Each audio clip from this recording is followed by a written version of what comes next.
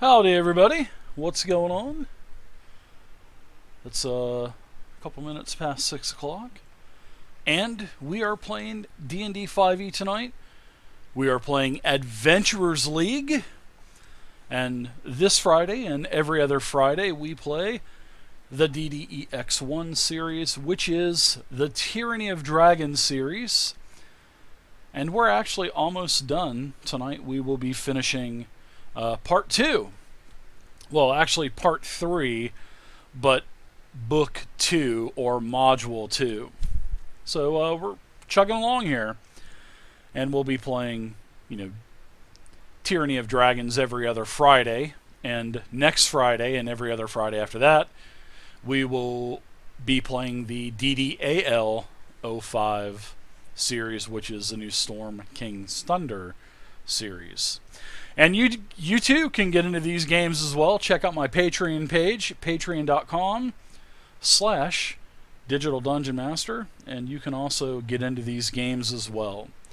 And I also have Saturday night available, and I would love to start up another game on Saturday, so check out the Patreon page. There is a Saturday night slot available for a campaign. Get enough players. I'll start the campaign with 3 people. And once I have 3 players, three patrons, then we'll go ahead and we'll see what game they want to play. We'll establish any kind of house rules that they want, and we'll go from there. But they can play from any of the games that I have, and from 4th edition to 5th edition to Savage Worlds, Cypher System, Numenera, 13th Age, Shadow of the Demon Lord. It doesn't matter. Anything they want to play, I'm good for it. So even Pathfinder, I'll even do a basic rules type of Pathfinder campaign. So check out the Patreon page, guys. Plus you get weekly newsletter, all kinds of crazy stories that I tell you about my life every week that I probably shouldn't. Get to another level, I'll be creating some downloadable content, I'll be doing, with the next reward, I'll be doing a sheet of monsters or magic items or something like that every month in a nice downloadable PDF. And also the level after that, I'll be doing a 1-page adventure every month as well. And that'll be downloadable. And it'll have cartography that I will be basically hiring Vay to do. So you'll have some quality PDFs coming out. So, alright guys, we're going to go ahead and get started. But check out the Patreon page, guys. Follow me on Twitter, Facebook. Subscribe to the YouTube channel. And I would love to be able to do this full time, guys. There'd be nothing more than I would like to do than to be able to do this full time for you guys. And do this stuff every day. Just like a year ago or a year and a half ago, I'd love to be able to do it. So, but unfortunately I have to work and I had to go back to work and all that good stuff. So, alright guys, we are going to go ahead and get started. I'm going to let everybody tell you what happened last time, and we'll carry on, shall we? Thank you guys again. I appreciate you guys hanging out. So we can get other. So, Markesh. Right. Hello, gentlemen. Hey, Dave. Hey, Dave. Hey, what's up? You guys ready to Did you get get my going? message on Discord? No, I didn't get it. I put the wrong character in, and you put him in the combat tracker. Just gotta take out Shimgra. Oh, okay. Yeah, throw, sure. And throw in No problem. Markesh before we go too far. Not a problem, man. Taken care of. Thanks. Yeah, man. Not a problem. Alright, so does someone want to give a recap, and we will get going? I know one of you guys was here last time. Yeah, So I'm sure everybody would love to hear what happened, and we'll get going. Okay, last time we started off on the mainland. We started off by going down to the docks and looking for Castle the Ferryman. We got a trip over by him over to the island, to Skull Island, Skull Keep. It was only about 200 feet, but it seemed to take eternity to get across. It seemed to grow. The currents were going against us, so for every 4 foot forward, we're going 5 foot back, it seemed. But we finally got over there, and we're greeted by Darvag and his wife Sandra, who are the 2 caretakers of the keep. After speaking to him for a while and being introduced to his son, RC, told that he's not seen Eigen and Grim and his men for several days. Last they saw them was up in the tower with the lighthouse. So we proceeded to go and investigate. We went up into the tower, found all of the guards' sleeping area, found all that. Nothing seemed to have been used in a day or so. No kind of clue as to where they'd gone. So we proceeded further up. Same again when we found Sergeant Grimm's area. We found a journal that he'd recorded about coming over, recording the money that he'd, the assignments he'd been assigned to come over and work over here. We followed our way up to the very top to where the actual lighthouse was, and seemed it was some magical properties were laid upon it. Upon further investigation, we concluded that it's some sort of curse was upon it, which seemed to stop lighting it after one of our party tried to cast light on it, but to no avail. From this point, we went and had a quick bite to eat with Darvag and Sandra, who had cooked us a lovely lunch. At that point, I believe we went over to the West Tower. We went to see Ivan's study quarters. After a little rifling through and seeing what we could find in there, we found a tome about the cults of the Sword Coast, written by a follower of Tyr. There was a talisman of Tyr in his desk, as well as 5 platinum pieces that we found. We took all them to start with. There was a lot of other books with ancient writings in that were unable to be read. From there, we went off to the West Tower. There didn't seem too much in here, but we did seem to spot a area that seemed to have a bookcase that was moved recently. So we tried to move it in the same way and found a secret cubby hole that led down into a small kind of shrine to Tyr, whereupon we managed to find Eigen's journal. This held several interesting facts in about details that he'd found about the cults, and that he'd been planning with Grimm to go and look further for this hidden treasure that was beneath Skull Keep. This point, Omi had been having a few hauntings from different apparitions that going, having dust thrown in his eyes, having books thrown at him and the like. So he decided at this point to temporarily to return the platinum pieces and the talisman of Tyr, because it seemed to only start up after we'd taken them. At that point, we proceeded down to the East Tower. We looked through and we found that it was a pile of soil had been dug up, revealing a plate at the bottom. There seemed to be a handprint in it, and from reading his journal, Ivan's journal, we uttered the words "To Manos, to MacLeod," which seemed to open up the panel and allowed us through. And that's where we ended for the session. Very nice. Good recap. So I'm going to give you that's a great recap. You can go ahead and take an inspiration for that. Thank you, Dave. Yeah, no problem. You can take it or you can give it to someone else. It's up to you. You do whatever you want with it. So, great recap. So yeah, you guys actually found out quite a bit of information last time. So you're kind of putting the pieces of the puzzle together. You know, the tower's curse. These strange things were happening as the bathhouse bandit's brother, Omi, just Omi, took some platinum out of, young Eigen Sokkel's desk.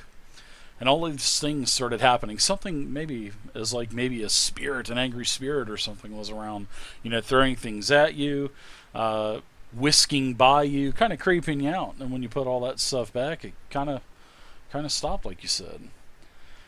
So everybody, I remember where we left off last time. Everybody climbed down this hole, and you guys had, this stone vanished, and then it reappeared as the last person started going down. I believe it was it Shen, the last one that was down, where Shen actually closed it again as the handprint appeared above his head. So that's where we're at. I'm going to give you guys a new nice handout map. Yeah, I'm going to pass that inspiration to Shen. Okay. Just to give him a helping hand. So Okay. we might have things might go a bit precarious down here. Yeah, so you guys are down here in this room, and this hole that you entered, basically ran over the rock came over you again as the the handprint appeared, and then the rest of the rock slid over. And this room that you're in is about 40 by 50 foot. The ceiling is about 10 foot high, 12 foot high. The floor is stone. However, I do want to tell you that there is it is covered by a thin layer of mud, and without even doing any kind of perception check, you guys see all kinds of muddy footprints all around this chamber as they start to lead out of this area into the chamber to the north.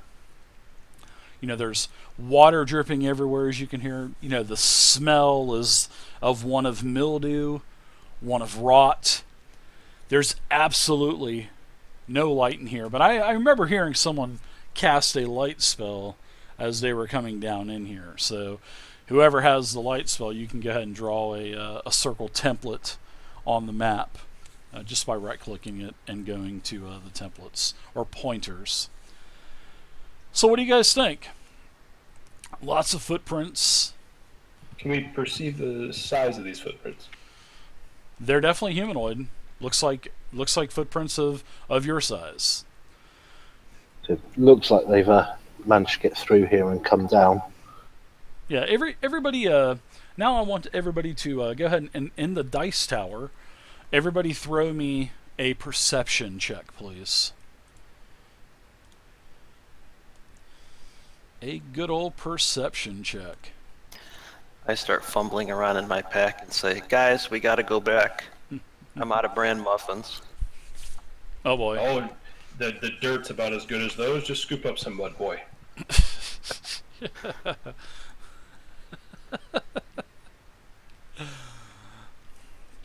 All right, so it looks like Markesh, as you're kind of looking around and gathering your bearings down here, this actually smells like home to you, Markesh, with all of the. Loving it. I know you are loving it. Now, and probably because you're probably somewhat used to these types of areas, you spot something. You spot that part of the wall and part of the floor had some kind of fresco, because you can see the remnants of different colors mixed on the wall. And you're looking at it, and you really can't tell what it is per se, because this fresco has totally been destroyed. But like I said, it was a pretty large fresco on the wall, and then it kind of, carried over to the floor as well.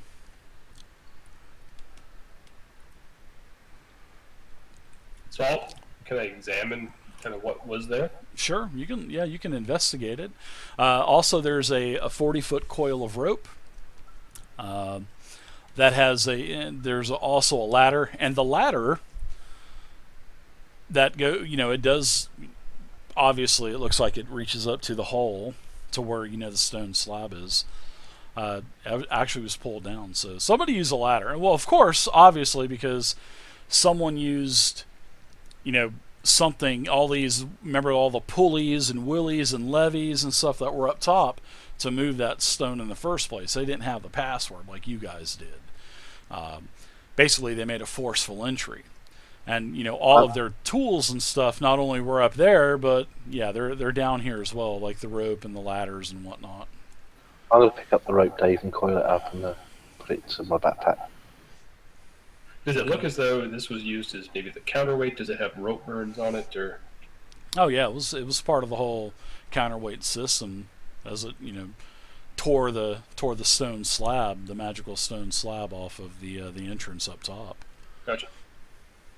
Yeah, I could do a bit of rope anyway, so not carrying any, so it's always handy to have some. So I'll take that 40-foot rope. The only thing that you can tell... Oh, sorry about that. Go ahead. Oh, go ahead. No, go ahead. I'll wait for you. I was just going to ask you guys if you want me to scout ahead, or if you want to head up here as a group.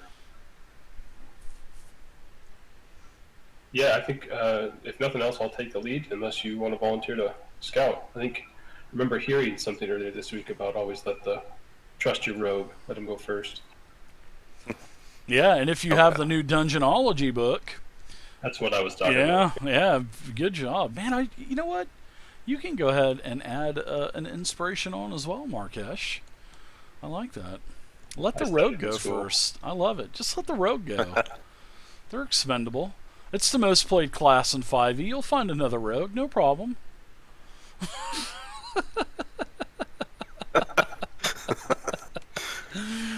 Alright, so I'll ask the group and propose it to the group if everyone's fine. I'd say we send him forward and see where these tracks lead. Alright, well, just before you do that, yeah, when you're looking at that mural, Markish, the only thing that you can see, that you can actually distinctively tell, I mean, like I said, the fresco, the mural, has literally been ruined. Except for, you can tell that there's like a mermaid tail. That's the only thing that, out of all this hot mess that's on the wall and the floor, you can tell that there is like a mermaid tail distinctively in this fresco. That's the only thing that you can tell what it is. Everything else is just colors running, through one another, and it just basically is, the fresco has been ruined. So I'll look to Kel and see if he knows of any religions that might have this. Doesn't seem in line with Tyr at all, but no, you can tell me better. It's not something I recognise. Can I do a religion check to see if I can determine what it could be? Yeah, throw it in the tower.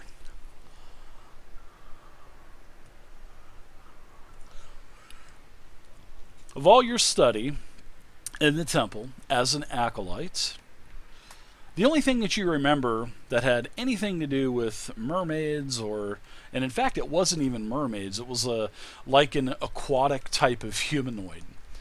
And you remember the Prince of the Depths, and his name is Dagon, D-A-G-O-N. Okay, The Prince of the Depths. I'll relay this to the guys. It's the only thing that kind of springs to mind. Yeah.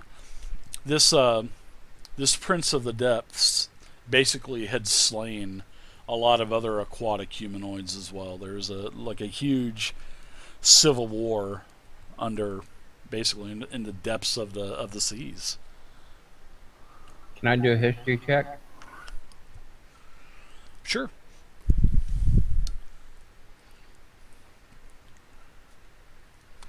Just throw it in the tower. Say just Dagon, maybe perhaps from Kel or Ferris's check, but is he good or evil, or as far as his alignment concerned? That I could not tell you. I'd have to look that up. But as for your history check, you remember, and I'm sure you heard, I thought, what was it? Kelesh, you did the religion check, right? Yeah. So I'm sure probably Kelesh was mentioning this, right, to everyone, and that's... Yeah, I did recite it to be what I remembered. So, Varys, you recall with your history check, pretty good history check, by the way, you remember that there was a merfolk, and you remember this aquatic type of war in the Sea of Falling Stars, according to history and lore and stuff. And this is where the merfolk band together and actually, came to power and actually beat Dagon. Or drove him back and thwarted his plans, basically. Okay, the main question is this connected somehow with the war 100 years ago and the dragons? No, this is totally different. Okay, that's what I was kind of trying to figure out if it had a connection. No, no Strange. connection to the dragons. Yeah, Uh, a smells like a bunch of fish. yeah, it's like I said, it's a defaced fresco. Well, I've done nothing but I don't know about fighting fish, but I know I can eat them. Either way, let's go. Okay, no problem. Willing to follow? Well said. Well said. Say, Omi, you know, follow these tracks up a bit and make sure we don't walk into a trap. All right, here goes, guys. I'm gonna creep up slowly, stealthily, checking for traps as I go. Yeah, Dagon is evil as you can get, chaotic evil. Shen, do you know how to put the inspiration on your character? I think I got it. It's the star, right? Yeah, okay. Check mark. Yeah, well, it just might not be showing up for me. So Omi, That's as okay. your being DB or dragon bait, no pun intended there. Yeah, you're starting to travel down this corridor. Still, pools of water. You can see these same muddy footprints, as basically it's leading you directly down the hall. And then all of a sudden, as the corridor starts to make a sharp turn to the left, the corridor kind of narrows up a little bit and then opens up to where you can see a couple on your left-hand side. You can see actually a sort of like a deep alcove that's kind of recessed into the wall. Interesting. So Markesh will pull out And a his, huge number shield. 2 drawn on the floor as a glow. As Love it.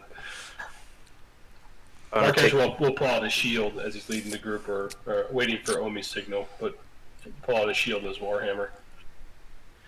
I'm gonna move to there and take a look around the room, see if I see any sign of movement or any objects or traps or anything like that. No, you don't see anything. But the one thing that you see now that you're kind of in this room a little bit, this alcove, you can see that the floor kind of rises a couple feet in this alcove, and it appears to be there are a bunch of bones that are in this alcove, and you can see this with your dark vision. And Can I this tell what? alcove reaches the ceiling. I mean, there's probably, oh man, I mean, there's just tons of skeletal remains in there, and they've been there for a while because they all look to be calcified. Is it a variety of races or any one in particular? Looks like a whole different bunch of. It looks like it's a Heinz 57. It just has a little bit of everything in there. I whisper a message spell back to Markesh. Okay, let's move. Okay, to move up, guys. All right. Well, it looks like they were going anyway, so you're good. Yeah, and also about right here, there's a door where I put this this pointer, and this is like the brass door from the other room that was just, that you guys came into this area, and it looks like someone just literally beat the crap out of this door to get it open. And there's a huge amount of footprints and scuff marks on the ground. The walls are all tore up. Looks like they busted the door down. They wanted to get through here. That's basically what had happened. Okay, I'll draw Is it my. hanging? Is it Warhammer. hanging on it?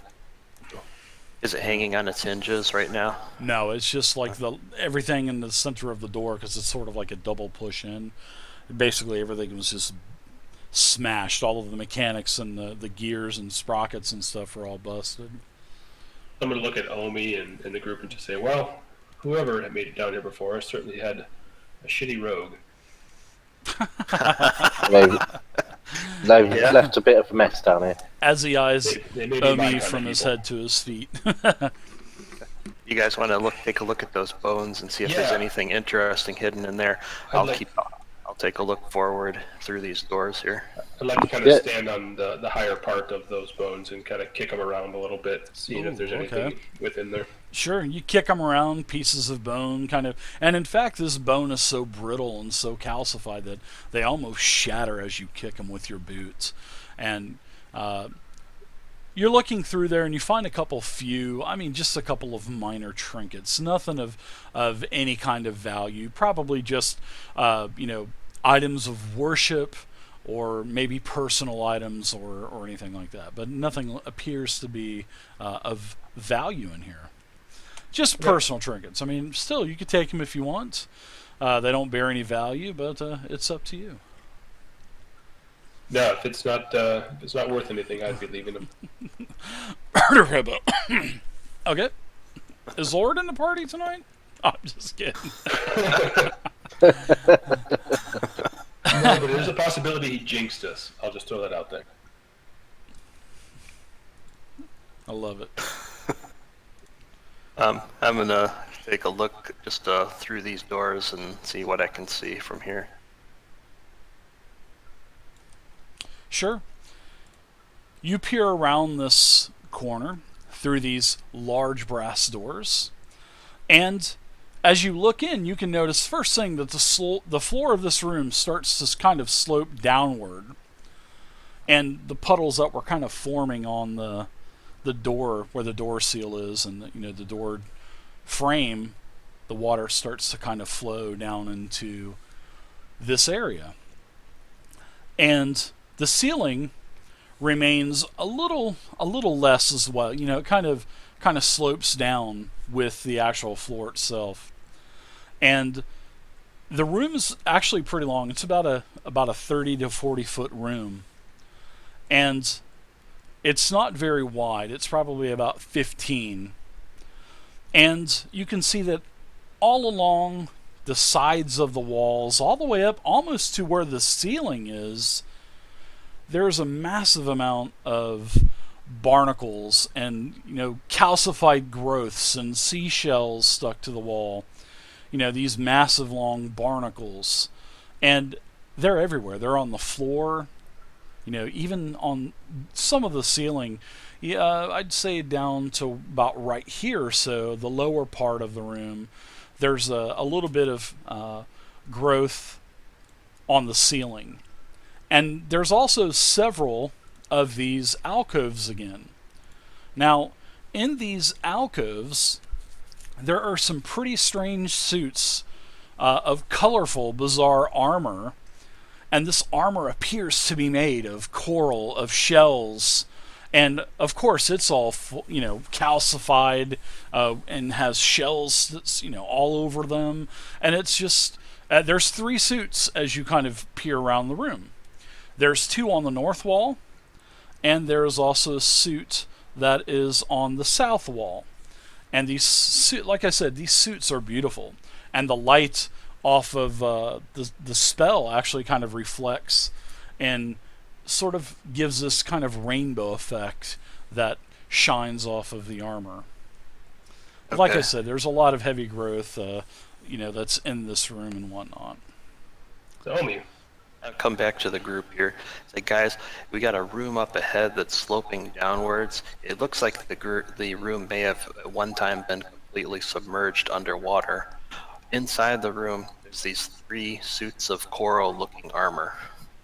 And I don't think any of you are with me in a prior adventure, but I've had a bad experience with things animating. So one of you fighter types might want to take the lead into this room. Yeah, I'll check these things out. Well, that's bullshit there, Omi, because the Dungeonology book that I just read said the rogues go first. I'm only 1/3 rogue. I don't mind going in with Malakesh, doing a bit of help. Can Shin make a perception or a religion check based on his nautical background to see if he knows anything about this stuff? Sure. In fact, if you would have brought that up a little bit earlier, I would have basically told you the entire story of Dagon and how he tried to slaughter all of the, aquatic humanoids, all the merfolk, the Shalaran, with that massive battle in the Sea of Stars. Yeah, I would have told you that if you would have brought that up. Well, it's an old deckhand's tale, huh? Yeah, Someone's holding out on us, Shin. Come on. I was absent that day of school. Does the barnacles on the floor make it rough terrain? There you go, Shen.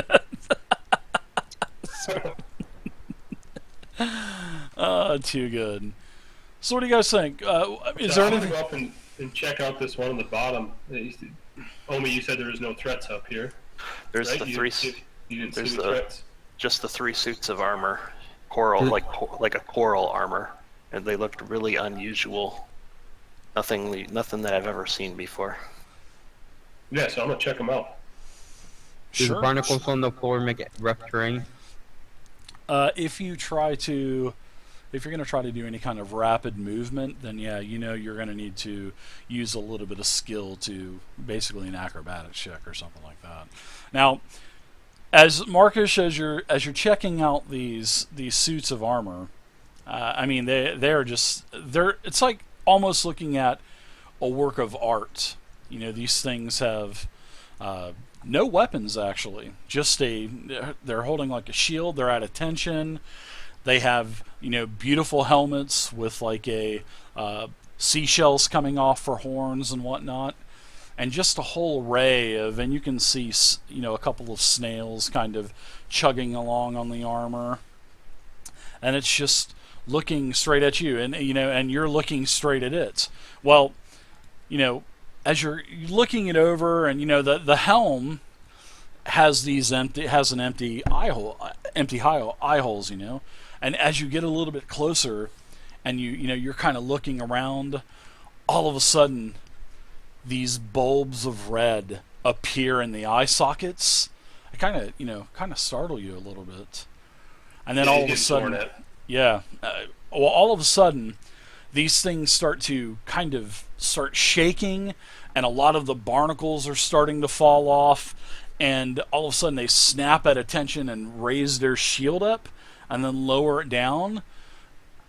Roll initiative, because now all of these things are starting to animate, as Omi had warned you. Omi's having a PTSD flashback.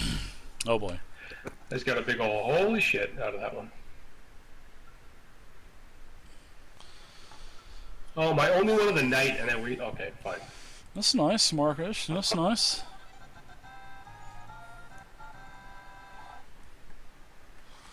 Nice little crit. Wow. Omi gets one too. Holy crap. Wow.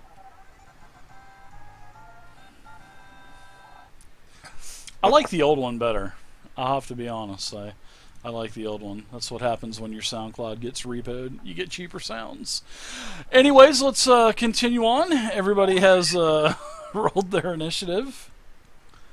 So it looks like Omi, you're going to be first, as these 3 animated suits of armor have now come to life. These eerie red bulbs have appeared in their eye sockets. They have no weapons. They have shields, and they have all come to life. What do you do, Omi? Do I have a shot at armor 3 from here?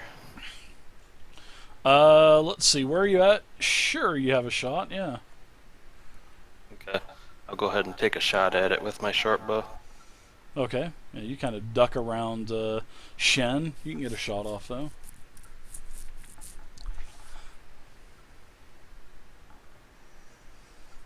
All right. Bad miss. Yeah. So that is definitely a miss. So just as now, the door. All of a sudden, Omi, the door just absolutely shuts. Poof. And this door is between you and Varys. Now, like I said, sort of like a double door. And as you walk in, all of a sudden, this thing slams shut. Poof. Wait, I'm not in there? No, you're not. I either get knocked out or get locked out.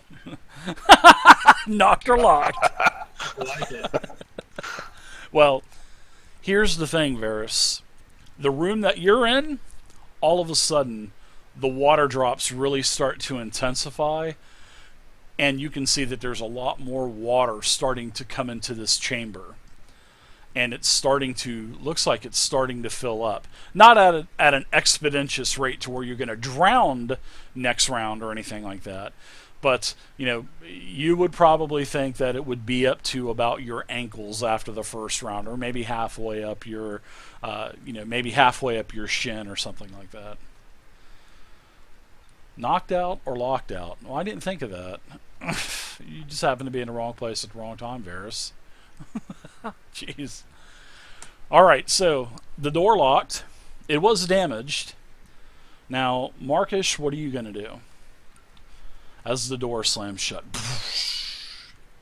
Yeah, well, I wouldn't hurt it, but I'll comment to Omi like, hey, these zones came to life as well. And I'm going to...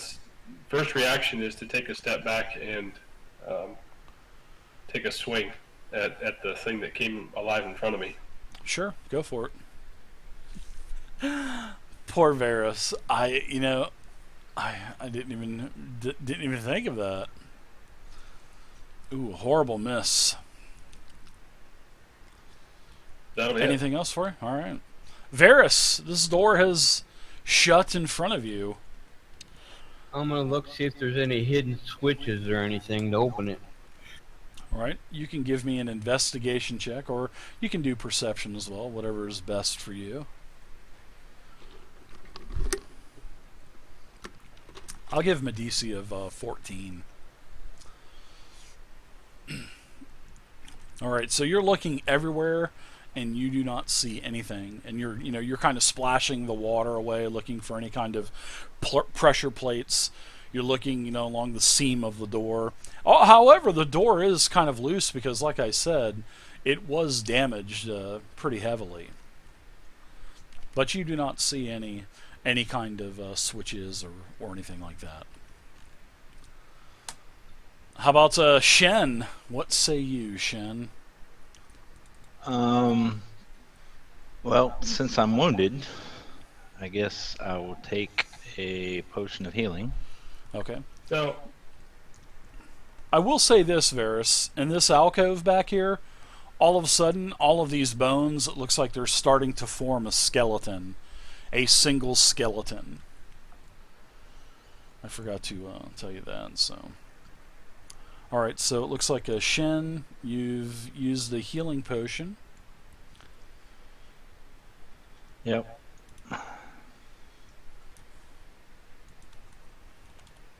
And then can I still attack, or does that take my turn? That takes an action to take the actual potion, so yes. I'm gonna put this skeleton here for you. So Varys, you've got a skeleton coming at you. But it's formed in the alcove, and it is stepping down from the alcove to engage you. Alright, so let's see. Animated armor. The first animated armor basically is standing almost where it is. It stands up a little bit to confront Kalash, and it will slam you a couple of times. Thanks, sir. Let's see. Ooh, I like that. So it slams you once,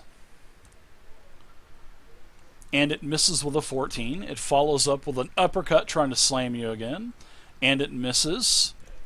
The second suit of animated armor moves up a little bit and goes to attack Markish. And the first slam, oh my gosh, that is a crit. Ouch. Yeah.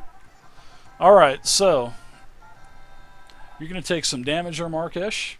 You're going to take a total of 9 bludgeoning damage as it follows up with another hit and strikes again. But this time, you're able to, I think that first one kind of woke you up and you were missed by the second attack. Now, the third suit of animated armor, the one that you're engaged to already, is going to swipe at you a couple of times, missing the first time, and the second time hitting with a 19. So you're going to take a little bit more bludgeoning damage, minimum at 3. You're heavily damaged now, about halfway. So, alright. Kalash, you're up now. Okie dokie. Well, in that case, I'm going to hex the guy next to me, armor 1, and I'm going to give him, I think, Dex disadvantage against. And I will attack him with my Warhammer. All right. Unfortunately, miss. That is a miss. Yeah, these things are pretty heavily armored from the looks of it. Whoa. That's all me done. Okay, so we're to the skeleton. The skeleton moves up on you, Varys, and attacks with a, and yes, it's going to attack you with a short sword. And he misses with his attack. So we're to round 2, and Omi, you're up. What would you like to do? As that door slammed behind you. Did it lock too as it slammed? You can check it as a free action, and it is locked. Yeah. There are holes. There are keyholes. It does look like it possibly. Well, I'm sure you probably could. I mean, it is pretty damaged. The door is anyway. I'm gonna move into this spot here, and I see Shen's there to back up Markesh, so I'm gonna go ahead and attack animated armor number 3 with my short sword and dagger. Okay. He's like, screw that door. I want to kill some shit. 17 is a miss. Oof. Here comes the Barely dagger. a miss. Ooh, that's a miss as well. Well, you guys haven't even touched these guys yet. Wah, wah. And I'll pass it to Markesh. All right, Marcus. Alright, so having taken significant damage that last round, I'm going to stand into a dodge stance at this point. Okay. Yeah, nice move. Anything else for a bonus action? Nope. Okay. We'll go to Varys. Okay. This skeleton taking a swing at me kind of made me mad. I'm going to hit him with my short sword, follow up with a unarmed strike, then I'm going to use a key point and do flurry of blows. He's going all out. All right, let's do your short sword attack first.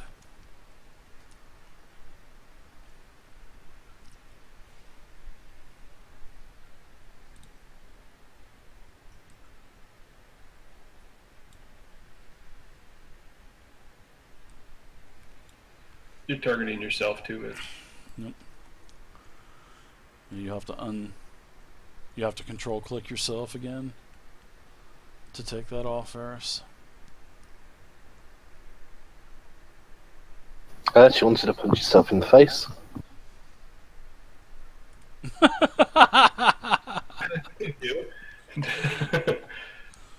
Yeah, he just wants to punch himself, not Skenton. I see that. Oh, you just redid it again. Take it off. There you go. No, now you took the skeleton I off. was only targeting yourself. Yeah. All right, now click yourself. Control click yourself, and then all right, you took the skeleton. Here, let me hold on. Hold on. Let me. Okay, there you go. There you go. There you go. All right, now go ahead and do your attack on the skeleton.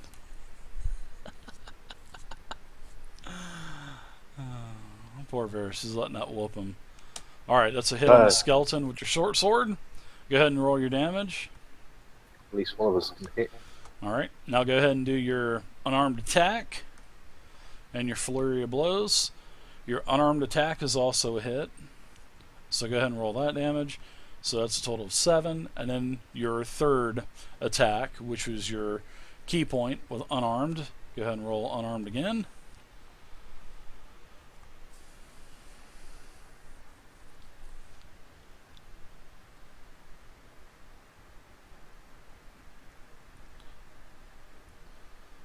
Is that twice for flurry of blow or just one armor? One more. You get one more unarmed attack.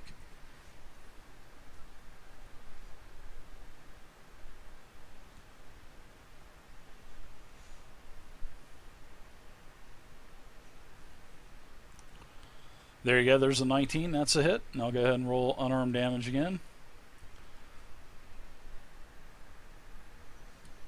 Very nice. Yeah, the skeleton. You've basically almost destroyed it with your flurry of blows. Several of the rib bones have shattered off of the spine.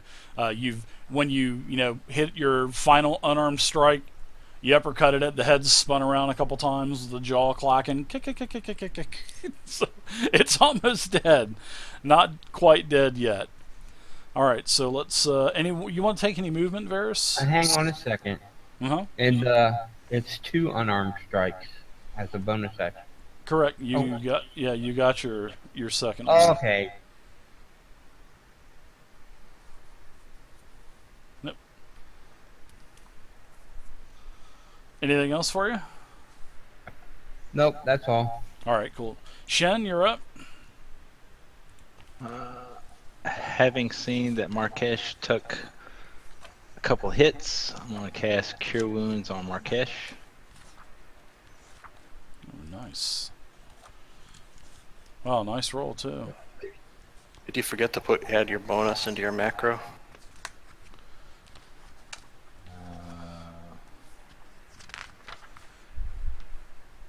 Yep, I did.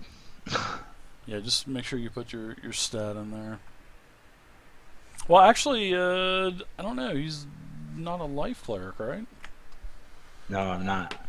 Yeah, I don't believe. I think Cure Wounds is just. No, it still adds your stat. The life cleric just adds your level on top as well. Yeah. Yeah, it says plus your spellcasting ability modifier. Yeah, there you go. So yeah, just let's see. Let me change it for you really quick. I'll open it up. All right, that's wisdom for you. So next time it will add the +3. So we'll take 3 more wounds off of Markish. So he'll be at 2 wounds now instead of 5. So you'll be good to go for next time you do heal. Yep. Go in and change your healing word while you're in there. Just add the wisdom modifier to your healing word. Just check it to see if it's on there. All right. Anything else for you?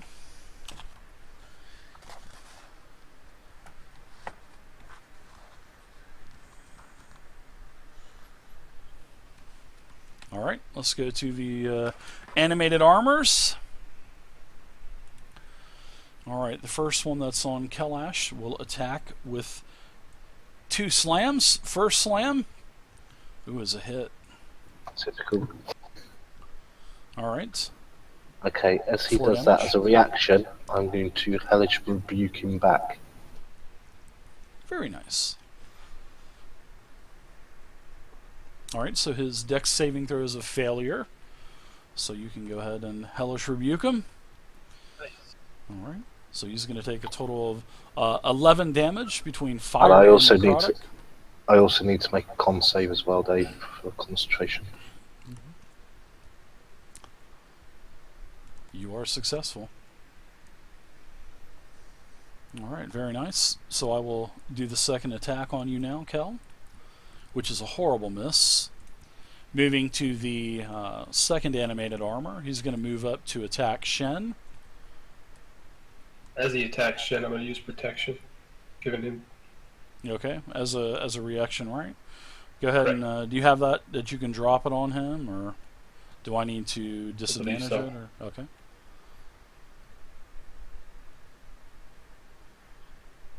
Okay, very good. Attacking Shen with disadvantage. Huh. Let's try that again. Must have something wrong. 5. Let's see. Oops. I just grabbed the wrong die. Nope, it's a miss anyway, so. Alright. Let's move to the last animated armor that is on you. That'll be disadvantage as well. Alright, that is a horrible miss. So we'll go ahead and move on to Kalash. Very nice job on the defense there, Markish. Okay, I'm going to do a booming blade on animated armor number 1, Okay. just in case he does decide to move. But I miss Barely him anyway. miss. Yeah. All right. Skeleton. Short sword attack on Mr. Varus. And that is a hit with a 20. Do a little bit of piercing damage. 7. You are wounded, Varus. You're at about half life. Now we'll go to Omi. You're up now. Omi is still suffering from PTSD the last time things animated on him, and he's not attacking very well. So he's gonna go ahead and cast Heroism on Markesh. Okay. Which does. Wait, you're immune to frightened, and every round at the beginning of your turn, now and at the beginning of your turn, you'll get 2 temporary hit points. Okay. And as a bonus action, I'm going to say get him, Kel, and give Bardic Inspiration to Kel. Okay. Thank you very much. Woo, a bard that uses Bardic Inspiration. That is rare in one of my games. Yeah. You know the meta behind how to use that, right?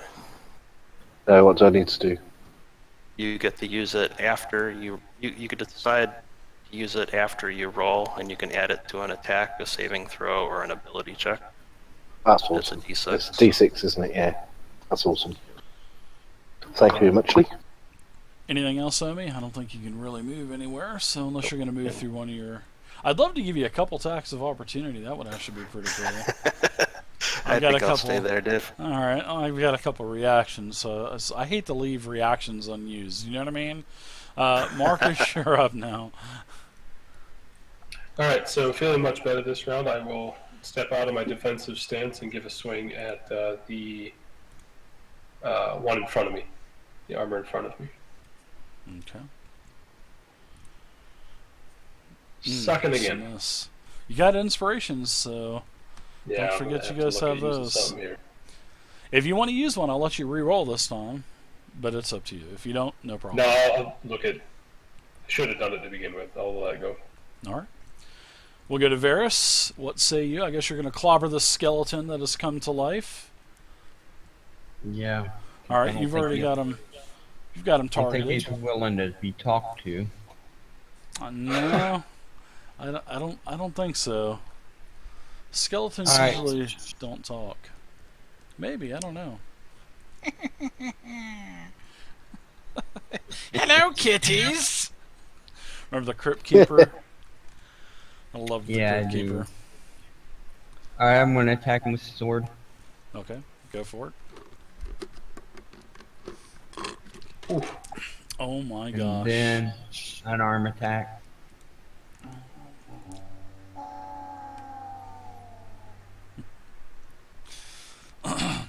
Yeah, usually when somebody fumbles, we usually just move on to the next person. Okay. So, Okay. yeah. Fine.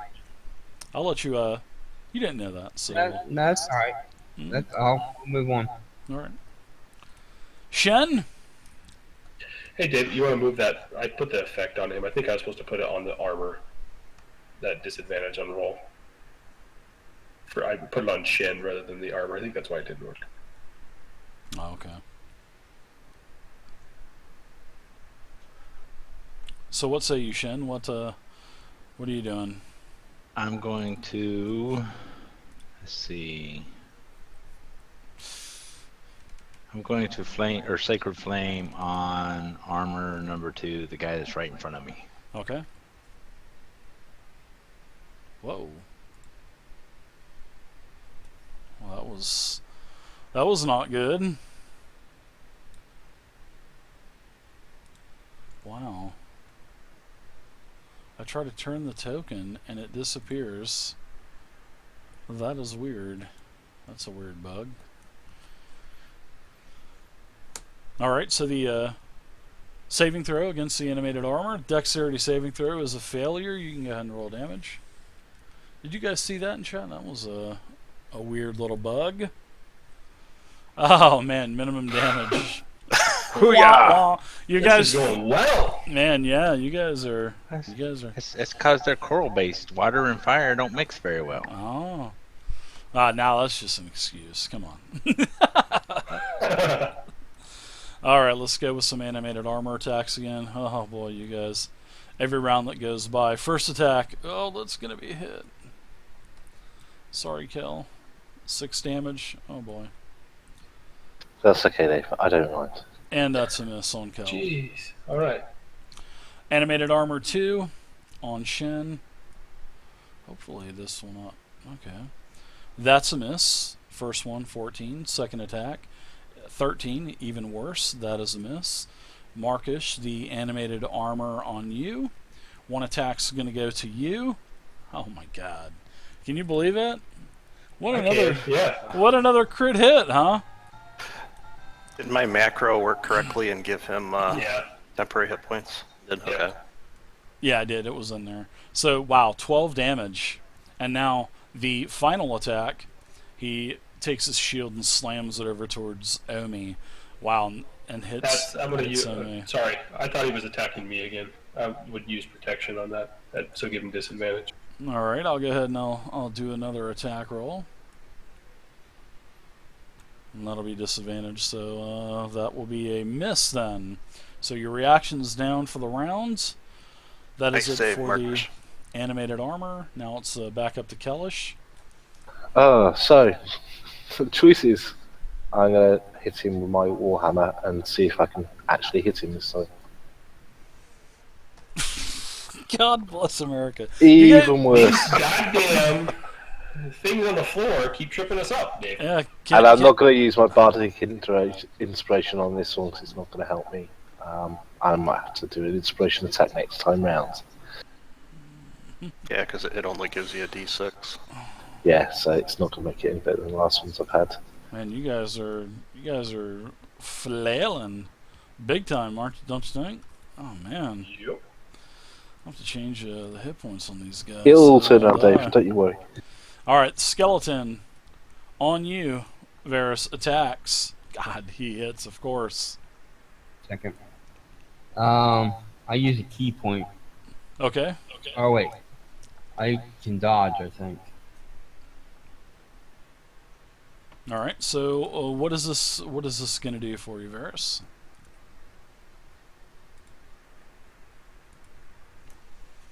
Let me check. I may have read it wrong.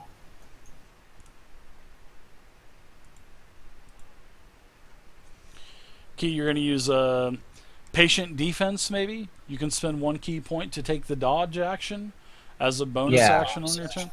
Yeah, but that's you really can't do Oh anything. yeah, it's a bonus. Yeah, never mind. I thought it may be a reaction. Yeah, it'd be cool if it did, but no. Unfortunately, you're going to have to eat the 5 damage. So What's you're it, in 5? yeah, you're in pretty bad shape. So you're 12 hit points. You got 3 hit points left, so you're gonna have to take that thing out pretty quick. Hopefully, you got inspiration too. So we're up to round 4 now, and Omi, these animated armors are not slowing down at all. I'm gonna try take a shot at animated armor number 2 here with my short sword and dagger. Okay. Wow, what's going on? Very nice hit. There we go. Cannot rotate the tokens. It is erroring out. That's not a good thing. I'll have to find out what is going on with that. So go ahead and roll damage. Very nice. The And I'll armor swing is with taken my 8. offhand here also. Very nice hit. You may roll some more damage, sir. Alright. Very nice. The animated armor is taking quite a bit of damage now.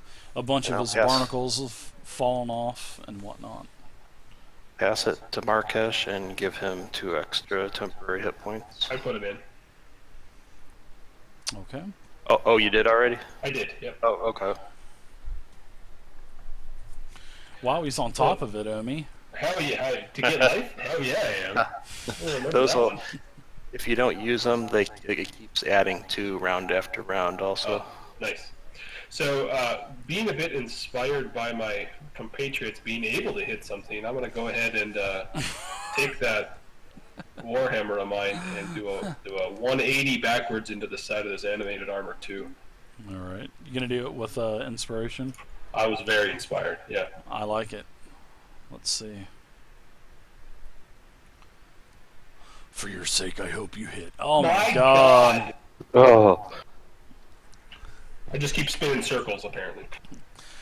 It's like a drill bit going in down into the ground. You're about to Yep. half over your knees. All right, so Varys, the room is filling up now that it's the 4th round. This is about up to halfway up your thigh, so it's just below your waist, the water level that is starting to fill into the room, and it's actually the water is starting to accelerate. And you guys notice in the next room, you can tell that there's a lot of water starting to flow under this door now into your room, and it's starting to make everything a little bit more slippery as you're kind of, swinging your weapons and stuff and slipping a little bit as you're attacking. All right. it can't get any worse for us. It just boy, Dave's being a real dick tonight, huh? Varys, you're up, sir. Okay, is popping a potion a bonus action? It is an action. It's an action. Yep. Alright, I will take a healing potion on myself. Okay. Watch him roll a 2. +2. I hope not, though. Boy, these guys are having bad luck on rolls tonight, huh?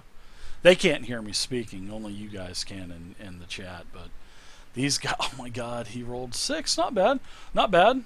Not bad. 6. You got 6 life back. Then I'll use my last key point and use double unarmed strike against the skeleton.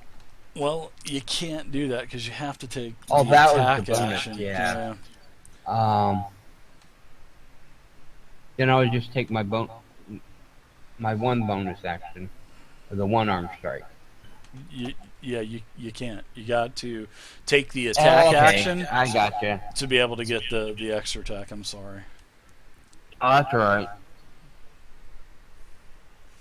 All right, you got a little bit of life back, so we'll go on to Shen. What say you? Seeing as my compatriots are struggling and we are not being successful at landing damage on these targets, I will pray to my deity to bless my party. Oh. So Nice. I have a question about that. How do I go about selecting multiple targets? I can select up to 3. You can just take the little pendant and drop it on each token on the map. Make it easy on yourself. Just don't worry about the targeting. I mean, I would just drop the little pendant on whoever you're giving bless to. There you go. There's 1. To Omi. 1 to Markish. And the last to Kalash. There you go. Piece of cake, man. I can't see you, Varys. Sorry. And you also notice that it lasts for 10 rounds as well. How many can you do? Is it 3 or 4? Nice. 3. Okay. Thank you very good. much. All right, there we go. Everybody gets an additional D4 and an additional D4 to saves and attacks. So you guys definitely need that. G'day, mate. What's up, LMP? How you doing, buddy? And then that's all I can do. I'm not moving, so. No, this is not Roll20 Quackatron. This is Fantasy Grounds. Far superior. This is a beautiful virtual tabletop. It is awesome. All right, so let's do some animated armor attacks, shall we? How you doing on life, Kel? Yeah, getting there. Oh wow, I've you got about 24 10. HP. That's cool. Yeah, about 14 left. Let's just not crit, right? All right. So the Yeah, first, that's fine. yeah, the first attack is a miss. His second attack is even That's worse perfect, Dave. with a 0. Animated armor 2 on Shen. Shen of the Fin. He senses your divine magic. He does not like it. He attacked first, then he attacks again, and really does bad. Now we're going Can't to touch this. Markish. Now you know where I'm just going to beat the shit out of Marcus's character now. First attack on Markish. Wow, look at that. A crit miss. I love it. I love it. Son of a bitch, if I'm not mistaken. Yeah. Kelash, you're up now. Boy, that was a good round for you guys. No damage taken whatsoever. So, with that and the way we managed to parry them blows from all the animated armor, I'm going to be inspired by that. Try and take a clean sweep straight for the head. Ooh, inspiration. I like it. So I will take my inspiration Whoa. off. What the heck?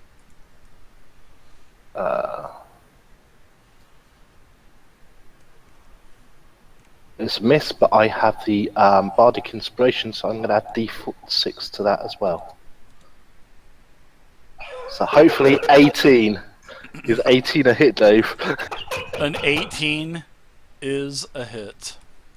Oh my god, that's so lucky. Can we add a third inspiration source from this? I was That like, was so close. I knew you were shitting bricks, and I was going to try to get you to shit bricks as much as I could. As I said, an 18 is a hit. Right. Because of this, I need to finish this one because they're causing us a bit of an issue. So I'm going to do a Divine Smite on myself to do him extra damage as I hit him. You must be running out of spell slots. Yeah, all of a sudden, whatever iconic divine implement you want coming out of nowhere to slam into this creature, I mean, it literally just shatters. Sounds like a clay pot breaking into 1,000 pieces as this thing shatters and is just a pile of barnacles in front of you. From a big flaming mace. Yeah, At which point I'm going to turn around and D3X animated armor number create text 2, failure. I'm going to hex. What the hell is this? A runtime error. Are you guys getting runtime errors coming up? Anytime you like try to turn your token or anything like that? Okay, so you guys are okay turning tokens? And I'll gain my temporary hit points from a Dark One Blessing. Yeah, don't turn your tokens, because when you're turning your tokens, it's making errors come up on my side. So. Okay, sorry, dude. No problem. Don't turn any more tokens for tonight, guys, because I love to face them towards the direction of the players and stuff, but it's just not happening. And in fact, let's wow, this is pretty crazy. Kelash's token disappeared. Is your token still on the map, Kel? Still on mine. Do you want me to turn it 1 point and see if it reappears on yours? Oh, it's item turning. Yeah, it doesn't on mine. So let's see. It looks like Markesh, you disappeared. So I'm gonna lay you back down. Now we're good to go. All right. So the animated corpse is dead. That was on you. And as you look down at it, Kel, the glowing red bulbs kind of just fade out into nothing, and then nothing but black inside of the helmet, as the helmet is lying on top of all of the barnacles. Okay, so next we're going to the skeleton that is on Varys. So Varys, you are going to be attacked by this hideous thing again. Unbelievable. As it hits you, bud. At least it's not a crit. Oh, for 8 damage. You're at heavy damage now. Holy cow. Alright. Round 5, Omi. Alright, I'm going to try to hit animated armor number 2 again with my short sword and dagger. Poor Varys. A 15 is a miss. We'll try again with the dagger here. Okay. That is even worse. That's even a worse miss. Alright. What's wrong with these things? Oh my gosh. Alright, so... You get 2 more hit points, Markish, temporary. Alright, so what we're going to do, guys, we are going to take a break because the errors are just out of control right now. So I've never had this before. I don't know why it's doing this. Let's take about a 5, okay? That's good. Alright, No problem, see you in a few. Alright guys, we are going to take a, I don't know what the heck is going on. I apologize about this, everybody. So Marcus, you should be at 4 temporary hit points now, I believe. See you guys. I got 1 hit point. I'm either going to die or from the hit or drown to death because the water's coming up. All right. So what we're gonna do, guys? We're gonna take about a 10-minute break. Gonna get this all restarted, all that good stuff, and we'll be back. Okay? Go ahead and get up, stretch, take a dump, do whatever you guys gotta do. Go get a drink. But we'll be back at hopefully in about 10 minutes or so, and hopefully all of this will be situated. Okay? Thanks for hanging out. Thanks for watching, and we'll be back soon.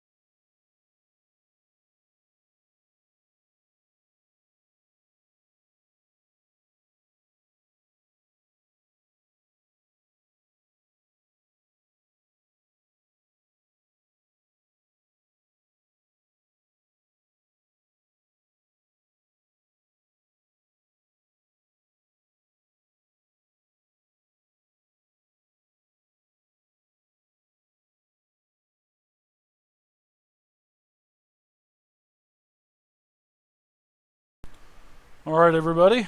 Hope you guys enjoyed your break. We're back. We're ready to go. And hope you guys are enjoying the game. Appreciate you guys hanging out. And we'll get going. All right. So, Markish, you're up in the tracker. Well, I'm going to continue with the air, strikeouts and see if I can put this Warhammer on the skull of the animated armor behind me, or in front of me. This one to the north. Okay. Go for it. Oh, my gosh. Yep, just missed him again. That's it for me. All right, Varys. I'm going to use my inspiration. Okay. So what's that mean? You get to roll with advantage. So in the bottom left-hand corner, you get to click that little ADV button. Bottom left-hand corner. Click that. And roll your attack. You've already got the skeleton targeted. So you just need to roll your short sword attack now. It will roll twice, take the highest for advantage. Oh my god. Oh my god, dude, you are totally lucky. I thought it rolled a 1 and 2. But it came out of 19. So 19 plus 5 is 24. That's a hit. Ooh, pardon me. You may roll damage, sir.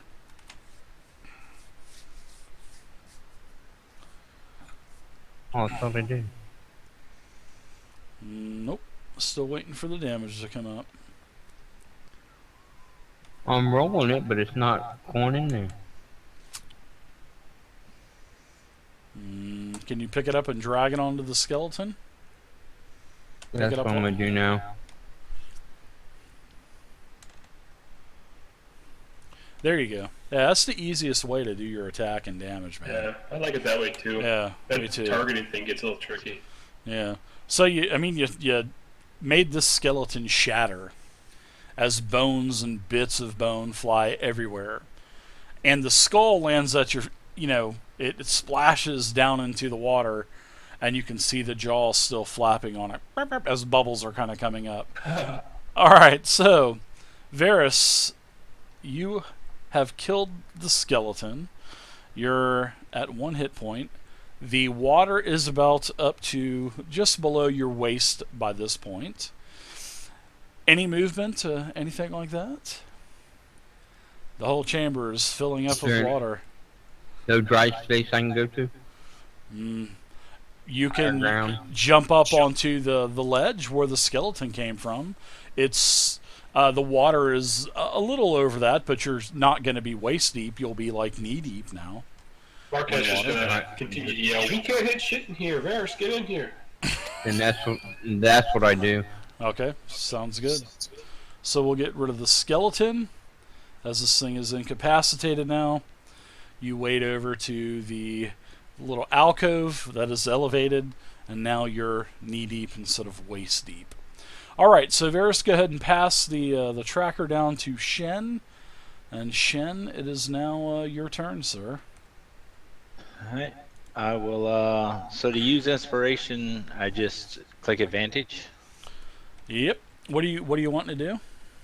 I'm going to smack this animated skeleton number 2 with my warhammer. Okay, sure. Hit the ADV lower left-hand corner, and good luck. It'll roll twice and take the highest one. Oh man, 12 with inspiration. Oh, a miss, unfortunately. This is rough. Yeah, it is. You guys are rolling really bad. All right, let's do some. I think your Fantasy Grounds drama is causing us issues. I'm blaming the Quantum Roller. I'm going to blame the Quantum Roller, guys. Animated Armor 2. Let's see, is going to turn and attack Shen. He's been pretty content attacking you, Shen. So his first attack is a miss. He follows up with another slam, missing with a 13. You can't hit the sailor. You cannot hit the sailor. All right, he's going to use Inspiration and get a bonus action surge. And no, I'm just kidding. If the animated armor 3 attacks Omi, I'd be using protection. Right. All right, so the first attack on Markish is a miss. I'm going to attack Omi now. So are you going to... Yeah, so I'm going to try and put that protection on them. Sounds like a wiener. Disadvantage, 14. That's a miss on Omi. Your reaction's down. Now we're to Kelish. What say you, sir? I'm going to point at animated Yes, they do. armor 2, and I'm going to fire an Eldritch Blast off at him. Your Eldritch Blast hits. Thankfully, somebody had something. With your Hex added in, you've done 6 damage to the animated armor, and he actually speaks. He says, "It's about fucking time." And that's what I'm going to do. Yeah, we think We're so getting too. taunted by the mobs? That's rude. Yeah, you are. Round 6, Omi, you're up, sir. I'm going to try to hit our animated armor number 2 again with my short sword and dagger. That is a miss. As Crazy Ass Gaming in chat said, the RNG gods hate all of you. Yeah. It's that PTSD flashbacks I'm having. G'day, mate. What's up, Ralphoin? I'll pass it to Markesh, who gains another 2 temporary hit points. All right. Marcus, what say you? We got to try and take one of them down. So animated armor is going to be the go-to guy. It's funny, nobody's even tried to open this door up. It's so crazy. Oh, thank you. Oh my Thank you. goodness. Wow, very Rags nice. to riches. I love it. And with that critical hit, you killed them all. He All right, so I'll killed take this one of the armor, animals. like, Yeah. Pile drive this thing through its helmet, shattering it, snuffing out the red lights, and through into the breastplate, crumpling it all on the ground. The animated armor And says, then immediately stand up and start like, yeah! an echo throughout the entire chamber says, "I think I spoke too soon." Nice crit. Nice crit. And that's it for me, so off to Varys. See if we can't get you out of that water yet, brother. All right, so Varys, what say you? Can I tell where this water's coming from? It's just coming up. It's bubbling up from the floor, dripping down into it's a culmination of both holes along the base of the walls, holes on the floor, and also it's almost like it's raining inside of this corridor now. Ralph, I sold Cal Naismith. I sold him to All right. Aberdeen for $1 I'm gonna- million. Just I love it. try to look at the door again and see if I can bash it. Sure, you go up and just push the door right open, and it opens up. I told you it was. I told you it was damaged, didn't I? Does a rush of water come out at us? Oh, it does.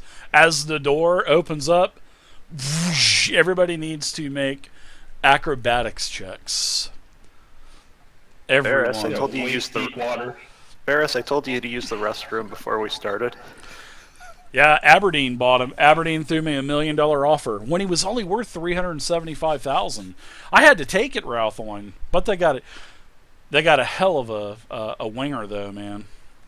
Wow, looks like everybody failed except for Marcus. Marcus, you're where you're at. Everybody else basically gets moved 5 feet, and Marcus is going to get pushed from Omi. So in the animated armor, he actually does not move. All right, so water rushes into the room. You can see this as the water kind of thins out. This skull is kind of tumbling like tumbleweed, and its jaws clicking, sort of like one of those skulls on the teacher's desk where you wind the. As it's clicking. Shen and Omi, I look down at it and crush it with my foot. Okay.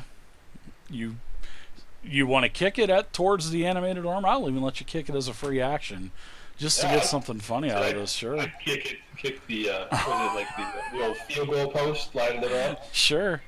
We're going Smack downtown. Take my warhammer as I swing it to the ground like a golf club and pop it over to the animated armor. All right. Shattering it against each other's faces. Yeah, roll an attack roll. Let's see. Roll a dex, and that'll be a ranged weapon. I love improv. I love it. Yeah, you hit it, and it just shatters against the wall above the animated armor. All right, so let's see, Varys. What say you as you Okay. open the door and just wash all of your companions away? Where's, About time, man. Come join the fray. Where's the animated skeleton? He's down there, about 10 feet away from you. Door's right here. You can see him. He's down here.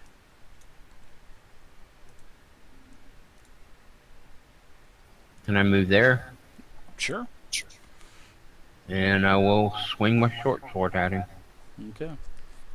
Try dragging and dropping that attack on that token. It'll work a lot better for you. Quicker.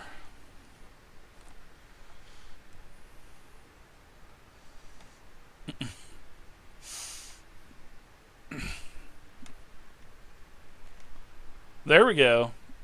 24 against the animated armor. That's a hit.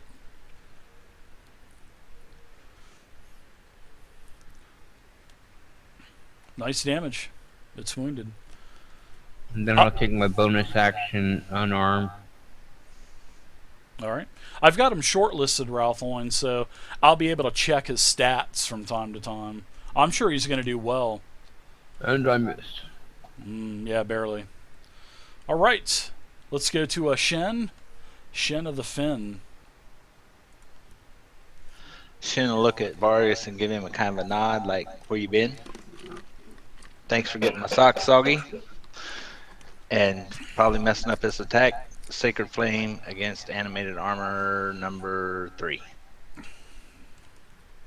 Yeah, I'm in Skybet Championship now, Ralphoin. I got promoted. All right, his dex saving throw was a success, so you won't do any damage. But you still have a bonus action and movement if you want to take it. No, I'm good. I got meat shields in front of me. Omi? I love it. All right, so let's go to the animated armor. Double attack. I've got 3 targets in front of me. Omi, give me a roll. 1, 2, Mark. 3, 4, you. 5, 6, Varys. Watch him roll 5 or 6. All right, I'm gonna attack Markish with 2 slams. First slam on Markish is a hit. Marcus is going to take minimum 3 damage for the first bludgeoning slam. The second is a miss with a 16. Kel, you're up. okay, I'm going to point at him and transfer my hex onto him. And then I'm going to blast him with the Eldritch Blast from range. Okay. Nice. That's a hit. 19. Nice. Very nice. And minimum damage almost. And that's still did damage to him. that's Omi, my you're loss up. now. Take any movement you want to, Kel. I mean, he did really well in the Yeah, this is championship good. league, Hit Ralph. this one again. I mean, he did awesome. So I know he'll really do good in the Scottish Premier League. Hey, I hit him. About time. Welcome to the game tonight, Omi.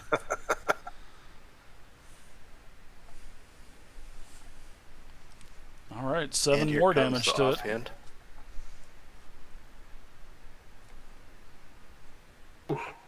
My dagger slips out Those of are my the hand. rules I know.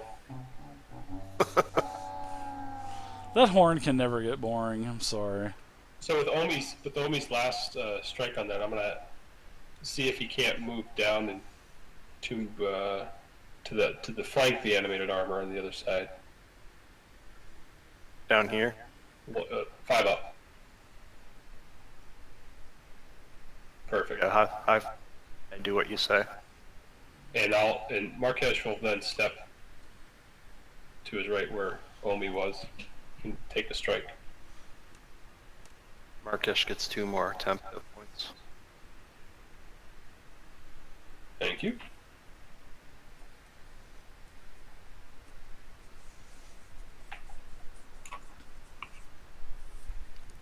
'21. Nice. Again, I like what I started here.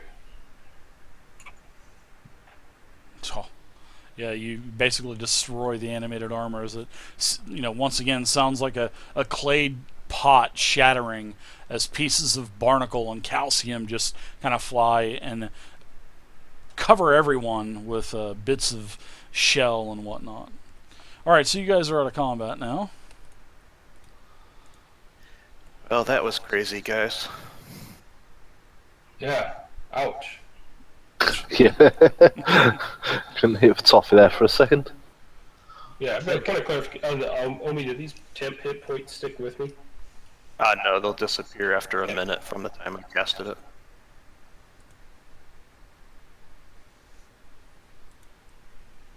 We're all going to be heavy breathing at this point.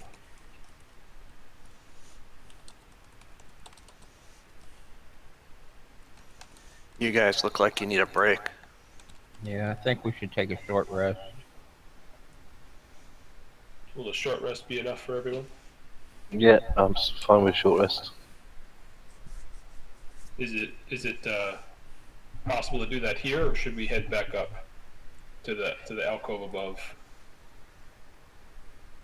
I've used all my spell slots, so I need whatever we need to get all that back. That's 8 hours. Yeah, that'd be a long rest. Yeah. We'd have to go up to Sokol Keep back up there, and if we were to do that.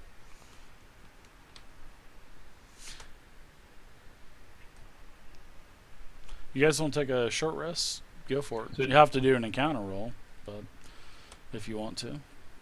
Yeah, One. so we're actually thinking, given our ineptitude, or my ineptitude, perhaps it wouldn't be a bad idea to maybe head back up to the keep actually, and express our, really kind of talk up the large amount of enemies that just took us all by surprise, and we tell a grand story about how we slayed them all, and maybe not have a long rest before we head back through, if that's Well, Let's possible search. at all.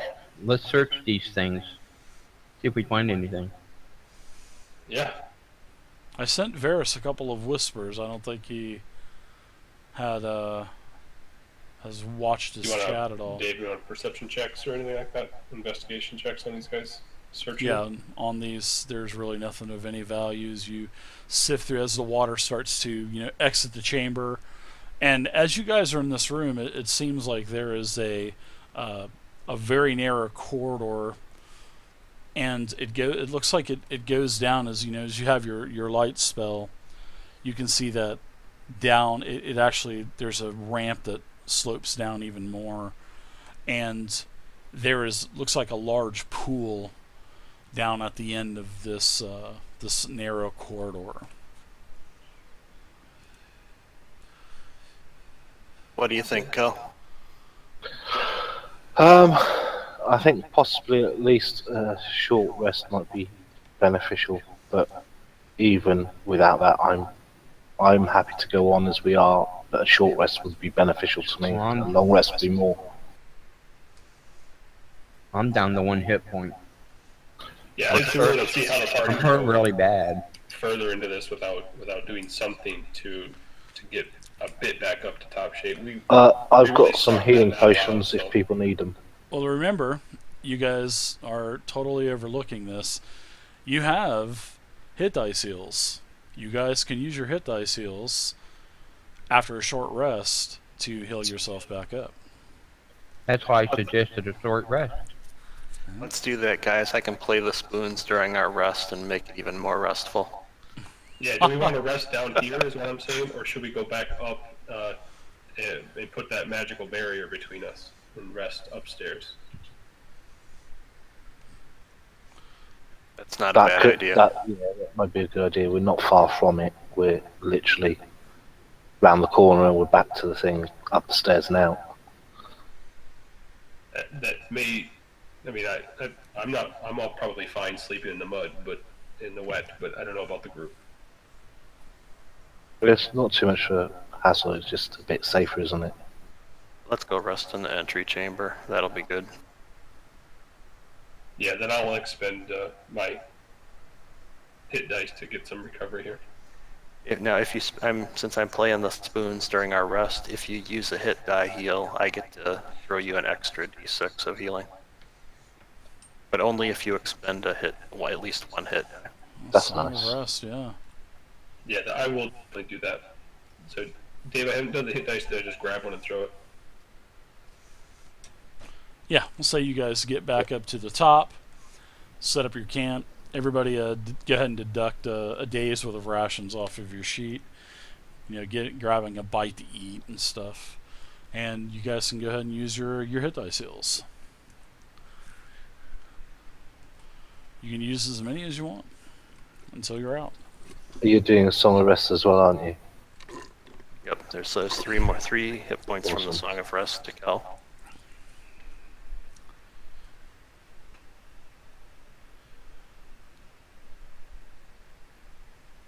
And here comes some to Varus.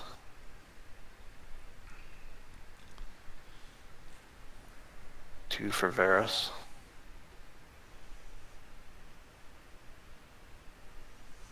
You guys look like you're in pretty good shape now. Yep, I'm at 100% here. Yeah, me too. The one downside is going to be Shin's completely out of spell slots, so. Yeah, so How are you doing? You know, he'll need to be a little bit more war than cleric, is all. Who you at war? How are you doing, Varus? Have hammer or will drive. I'm at 14 now. I've got. everybody looks to be in pretty good shape now. So as we're doing that, Naomi is playing spoons. I know him to be a jolly fellow, and good one-liners.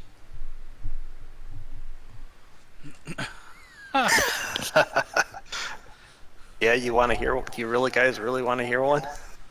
Oh, if we're gonna make the most of this rest, you can't have a rest without a great joke. All right. So an elf, a human, and a dwarf walk into a bar and each order an ale. A fly lands in each of their beers. So the elf looks at his beer and goes, ugh, and just pushes it away in disgust. The human looks at his beer, flicks the fly out of it, and proceeds to go ahead and drink the ale.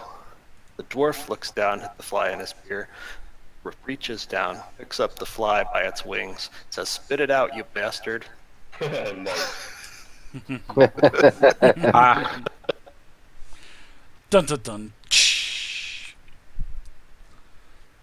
I'll have to remember that one. That was a good one. Thank you. You're welcome. I take a bow. As he's clicking his spoon still.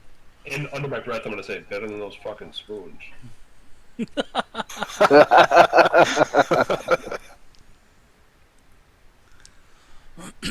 right, I think we're ready to go. How's the group looking? Yeah, a lot better. Good. You want me to scout out the next room? I think that'd be appropriate. Alright, so before you go, I want to tell you guys I frequently send out tells from time to time. So you guys might want to keep an eye on chat and look for any kind of tells that have been sent to you. So I sent a couple tells out a little bit ago, and I'm taking it nobody saw them. So I'm kind of reminding you, and you may want to scroll up and look for tells.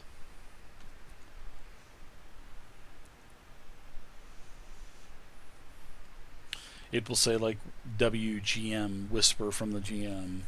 Right.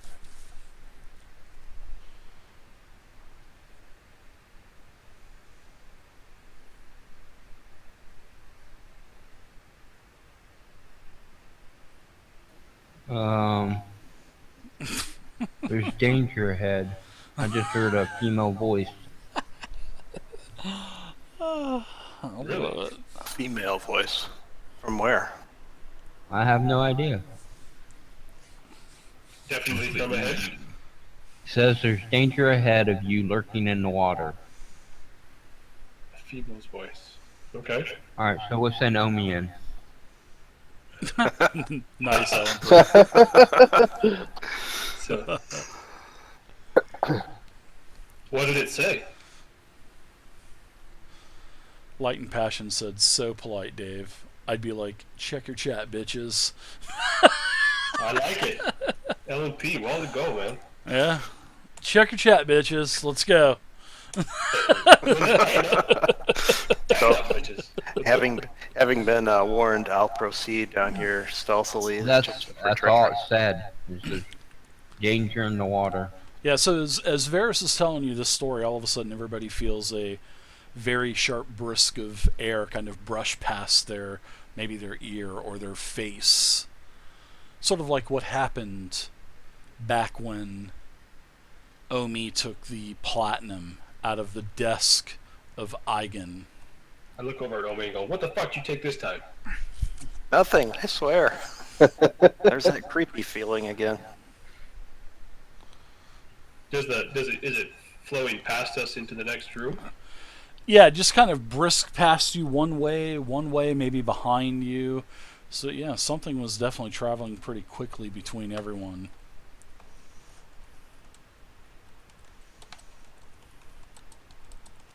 Well, I think it would be okay. Is the group still fine setting one up? Should we rush up there? I wanted to take a peek into the room before everyone rushes in, just to see if I can see anything before we rush in. Okay. Well, we're at the ready. Let us know if we need to. I'll creep up to the entrance to the room and look in and see what I see.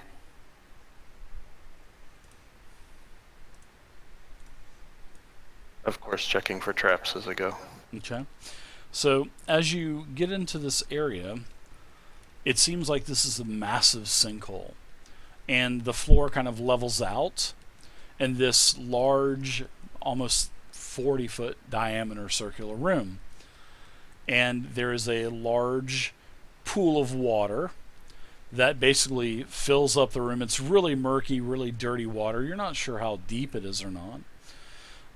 But you can see that is definitely a sinkhole because you can see where the edges of the hole is kind of wore away from water sifting down into the hole.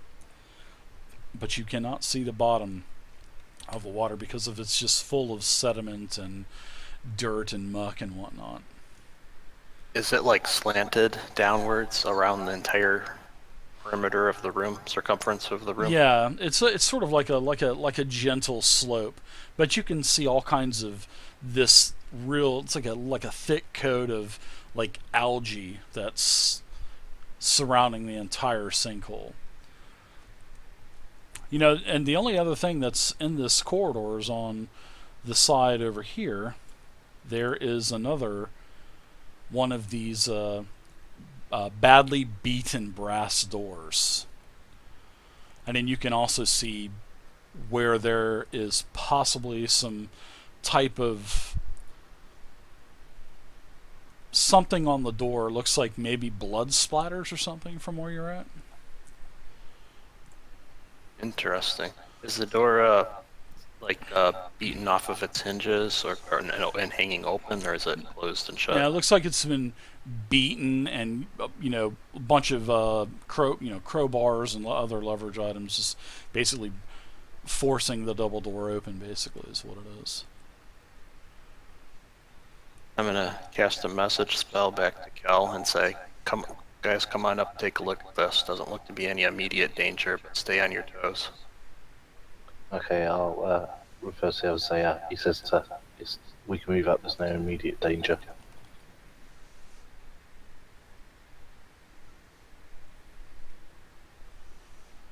Looks like we got a sinkhole here, guys. Looks like there's a door on the other side, which we could try to get to, but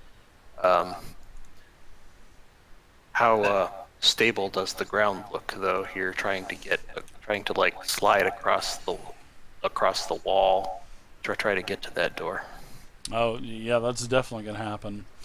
You would definitely need to make some type of check for sure. I mean, it is like I said, it's a very thick algae that's on the slope. So yeah, you're definitely going to need to make some kind of check as you kind of shimmy across. Kel, do you still have that rope? We could hammer some pitons into the wall and like loop the rope through the pitons and like create like a rope against the wall where we could get over to the door. Yeah, I'll get the rope out, but I've still got. Shim would like to move up and make a perception check to see if there's anything nautical that he sees because of the water. Yeah, it looks like you said the water. You can't see anything down there. Pure black. Any other marks around the walls or on the floors in the algae? Is the algae scraped, or does it look like there's something in this? The woman cried danger. I don't see a woman here. Yeah, it just looks like I said, it's kind of sloped down to where you can see the slope, and in it's like a bowl, like a curved bowl, basically. Sure. But yeah, you're definitely going to need to make a check if you're going to try to shimmy across the very thin edge, and even the very thin edge is coated with algae and whatnot. And there's also a huge glowing rune that says 4 as well. These mysterious numbered runes are just popping up everywhere. Oh man, I thought that was like a hitch post that we can throw the rope over and latch onto. Could I hammer some pitons into the wall here and at like within hand reach increments, and so they could create like a kids school gym style approach where we can just go hand for hand to hand to each. I love the creativity python. on that, so sure, I'll allow you to do that. Whoever's going to try that, we should tie the rope to them as they go over. Yeah, you won't be able to retrieve the pitons, but sure, you'll be able to use them. You're going to ruin them as you embed them into the rock. But yeah, sure, you could do that. Okay. How many pitons do you have? I have 10 pitons, and does anybody else have any? I don't. I don't. It looks like we need to go about 20 feet. So if I did them hammered one in approximately every 3 feet, I could use all 10 and create like a pretty good way of getting over to the other side. Okay. All right, sounds good. I like that. So I'll allow that. I like the creativity. You're using your pitons, so you can every couple of feet or so put one into the earth, and then use that to shimmy your way across. I'll let Kel tie a rope around me before I get started, just in case I slip or something. Yeah, I'll tie him off quite happily and try and help. The waist, not the neck. Sorry, too high. As you see me turning blue. All right. So, Omi, you make it over to the door. All right, I want to inspect the door for traps, see if it's open or locked, and just check it out thoroughly. Sure, go for Okay, it. guys, I detect that there's possibly undead in the pool that's you've just gone past. I think we need to be a bit careful as well, because we don't want to get too close, so we all need to stay to the edge. It seemed to have worked so far. Did you say you sensed something in there? Yeah, I sense undead in there. Undead. Yuck. Ooh, Foul that's- things. All right, I'm gonna check out this door for traps, see if it's open, locked, what's going on with Yeah, it. you push on it, and it just opens up. Well, I've just heard a voice. Good A idea. female voice just said, "Don't fall into the pit, as it'll disturb the undead."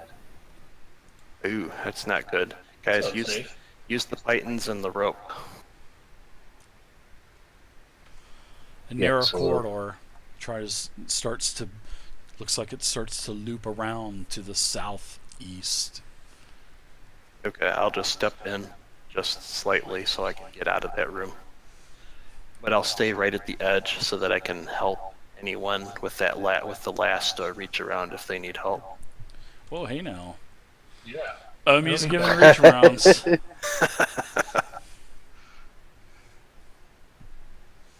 Guys, want to hear some spoons while we do this?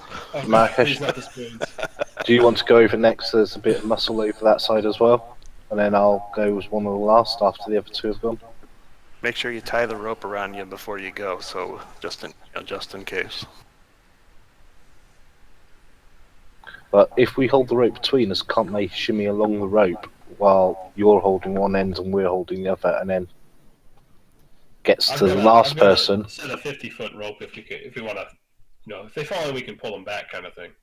Yeah, so Yeah. potentially if we tie a second rope to you, and then you shimmy along the rope held between the two of us, keeping it taut, you can kind of use that as a kind of railing to get across the edge. And if you do slip, we've still got ropes tied to you to pull you back in. I That like sounds this good. type of creativity. And then it just goes to the last Throw person. that rope back. You got to make sure it doesn't go in that water then. Well, you just untie it and I pull it back in, so it won't slide in. And then when it comes to the last person, just tie it to them, and we did what we did with Omi. Okay. I like it. All right, so seeing that you were taking your time placing the pythons into the wall, Omi, I did not make you do any kind of check. Now everybody that goes along the wall is going to make a check with advantage. And you can use whatever's highest for you, whether it be acrobatics, dexterity, or athletic strength. So I'll let you use either or those skills, both of the, either or, whatever's higher for you, to shimmy your way across. And the advantage will be because of the pythons and the rope. So, who's first? Yeah, we gotta Rolling pick with an order advantage. Shen will go first. Shen, I feel confident you have advantage, so hit the ADV button down below and start to shimmy your way across. And I will use athletics. Basically, as long as whatever's higher for you, sir. So basically, as long as they don't roll a 1, they're fine. You make your way across, not a problem. Akesh, do you want to go last, or do you want me to go last?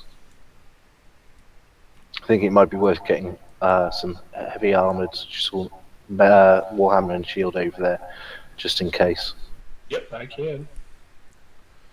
Shen is across. All right, so I'll come who's up here. next? All right, That's it. ADV. Whatever's higher, strength or acrobatics. You easily make it across, Marcus. You almost are able to dance to the spoons that Omi is playing as you're dancing across. I hang one-handed as I just Yeah. walk straight across. Okay, pull the second rope back in after untying it from Akesh, and I'll tie it to Varys for Varys to go next. Is anyone doing this not very athletic or acrobatic? No, everybody's had very solid checks. All right, Varys, advantage and in the tower, sir. I just don't want him to roll a 1. That's it. I think that's pretty fair of me. Wow. Varys does like a triple Linden backflip. I mean, just so dexterous as he's traveling across that. All right, so Kalash. Okay, I'll tie You run the the caboose. end of the rope onto me. What I'm thinking, guys, is because we've got this python on this end, I'm going to leave that rope and tie the second rope to me, and then you can haul me in as I go across the rope, being held by the pythons each end. And we'll Don't leave the that Pythons have 40. a loop, and you can just Yeah. pull the rope through, right? Well, I'm thinking we'll leave Oh, a yeah. 40-foot rope there for on the Good way job. back, so we've got to come back this way. Right. Wow, good job. Give yourself an inspiration for thinking that, Kalash. I like that. And also, you can go ahead, Omi, and have an inspiration for thinking of the Pythons. Thank you, Dave. And this is where I Thank you, completely guys. fudge my athletics roll and fall in. Don't fuck it up. No, you're clutch, man. It's good. You make it across, Kalash. Everybody rolled higher than a 15. Seriously, everybody rolled good. Nice. Oh, wow. That's good. I could just see that going drastically wrong. We must have gotten all those bad rolls out of us at this point. What I told the chat was just don't roll a 1. If you roll a 1, you're falling in. You're going to take a bath. Yeah. So you're good. You guys are golden. You don't even get any more wet than you already are, which is nice. Right, Nobody let's likes carry soggy on down socks. this corridor then, guys, and see if we can find these guys. All right, I'll go scout it out again. Yeah. So as you're starting to work your way and shimmy your way down this dark corridor, Omi, you see a couple of steel barred doors ahead. Probably they look like doors that would be on like a jail cell. And this hallway is now starting to slope upwards now. And as you get closer, and your vision comes into play more, you can actually see that these are cells. I'm gonna Cell slowly doors. creep up to it and peek in. All right. So as you peek around the corner, boom! There's a beholder. No, I'm just kidding. I had to do that. My bad. Now the cell is empty. You see the back of Omi's pants get a little bigger. I had to do that. I'm sorry. Yeah. So you look inside. It's an empty cell. And there's nothing. I mean, there's some niches that are on the wall, probably where you could store some things and whatnot. But literally, the cell is empty. There's nothing in it. It is literally an empty cell. And like I said, now the corridor is starting to slope back up. I'll peer up, look up that corridor and see what I see. Also, Same thing. Another cell door. I cast a message back to Shen, who looks like he's coming up. Tell the guys come on up. Pass the word.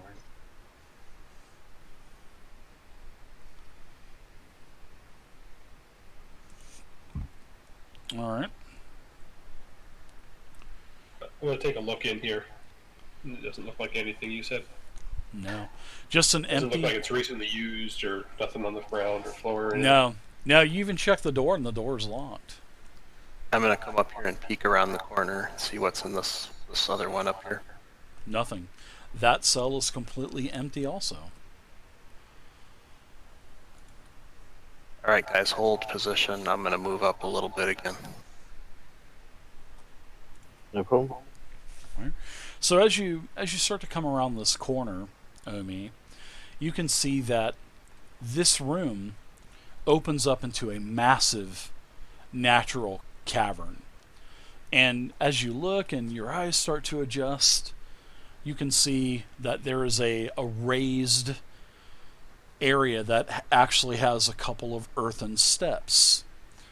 And this place is massive. I mean, it opens up to about 60 to 70 feet in diameter.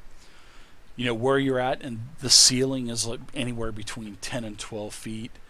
But in this massive cavern, it opens up to where this is at least 30, 40 feet, in the center of the massive corridor that this opens up into this massive room. So on the northeastern end, like I said, there's a couple of it looks like natural earthen steps that raise a couple of feet. And at the very far side of the room, on top of this raised area, you can see that there's a large idol that is a single piece of pale green stone that is sort of standing in the very back, and it has like this very pale green type of glow to it, and you can see it kind of illuminating the wall behind it because it is almost against the wall. And as you look at it, you're like, what in the hell is that? But you look at it, and it's almost towards the end of your dark vision as you see that it is a humanoid. It's a humanoid statue, but it looks like it has a squid face with tentacles hanging off of the bottom of its jaw. And it has Oh wow! and it's like I said, it's bathing that whole back end with a very sickly, fainting, greenish type of glow. And let me open up this for you. It isn't that Dagon that was mentioned earlier by chance. Would I, if I would know that, would I?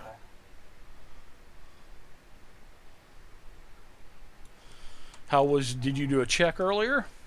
No, but I think Varus was talking. Did Varus tell us or not? I don't told wanna- you about the dragon. I don't want to meta it if you didn't tell me. Well, Shen apparently was holding out and knew all this shit, not even telling us. I'm a nautical guy. Sorry. I'm going to move up a little more and just pause for a few seconds and look for any signs of movement in the room. Whoever did the religious check was the one that found out it was a Dagon, Yeah, I mentioned somebody about Dagon, Prince of Dex. and that caused me to do a history check to see if it was connected to the 100-Year Wars that book talked about.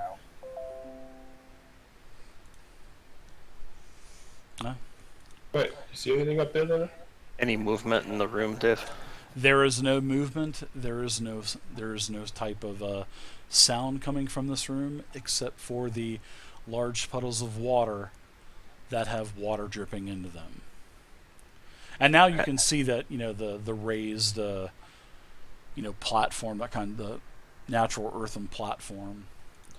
You can see the altar with the green statue on it, kind of illuminating that back area. No, that's what you see. I'm going to cast a message back to Cal. Go ahead, come on and move up, guys. There's no immediate movement danger in the room, but stay on your toes because there's probably something up with this.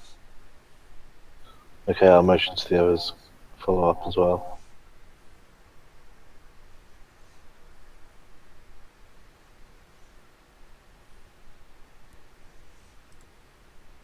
I'll keeping like Wee Willie would say, head on a swivel while I'm moving up here. So as I come across and can see the squid thing, I'm gonna go ahead and nudge Shen and say, what do you make of this? Shen will do a religion or perception. All right, hold Which do you that recommend? roll for just a second, because I'm going to kind of explain a couple more details of the room as you guys are starting to enter the room.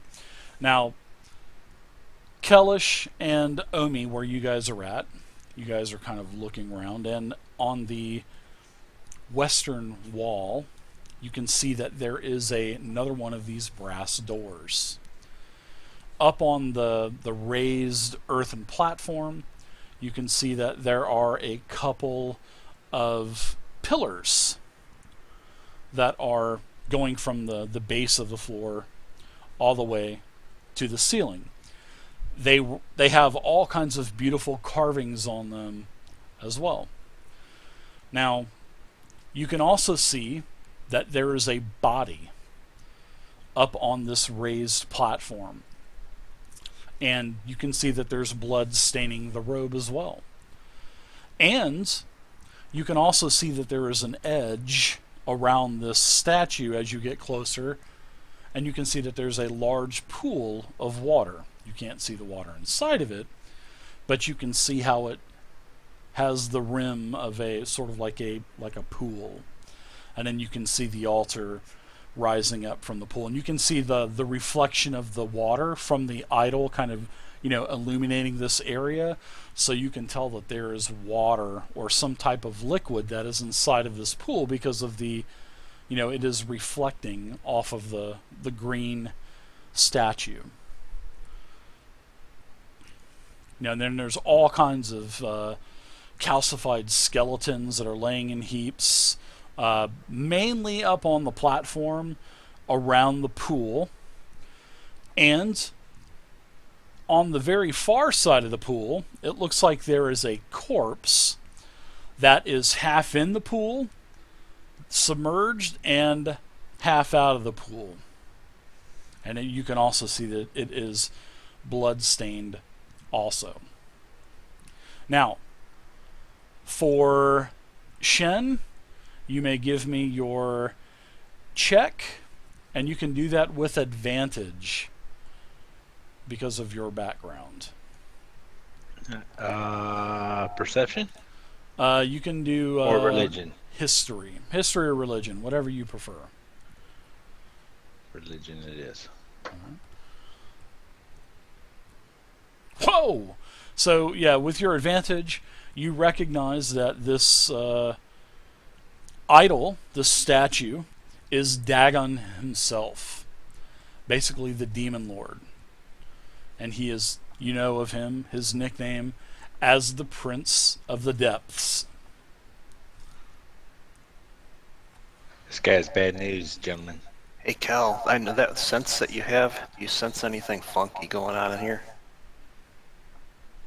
Let me just check. I'll do a divine sense, try and see if I can notice anything. So I've got a 60-foot sense for any celestial, fiend, or undead within 60 foot of me. Within 60 foot? Yeah. You detect several things that are undead. You can see that a couple piles of those bones, and you can also see that that corpse in the pool is undead. Okay, the bones and the corpse both seem to be detecting as undead. I sense as kind of undead coming from them. Let's relay that to the rest of the party members. Okay. Be ready for something here, guys. Not sure what's going to happen. Very nice. Nice I'm job. going to see if I understand this correctly, but so in that center piece there, there's the center spot before the pool, there's Correct. a body that's laying there? There is. Here's the body is in the upper left-hand corner of the pool. Half in, half out of the pool. That is one of the corpses that was detected as being undead, and 2 piles of skeletons were also detected as being undead from his divine sense.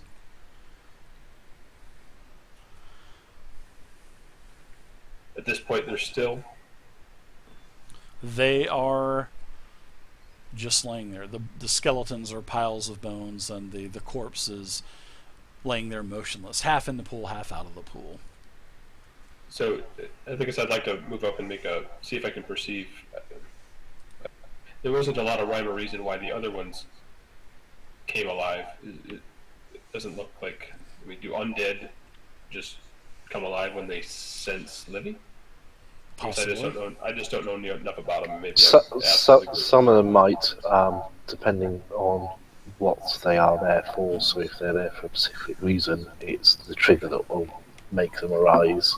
Others, if it's the smell of living flesh or things like that. So it's very Rise, dependent. my minions! Rise! Sorry.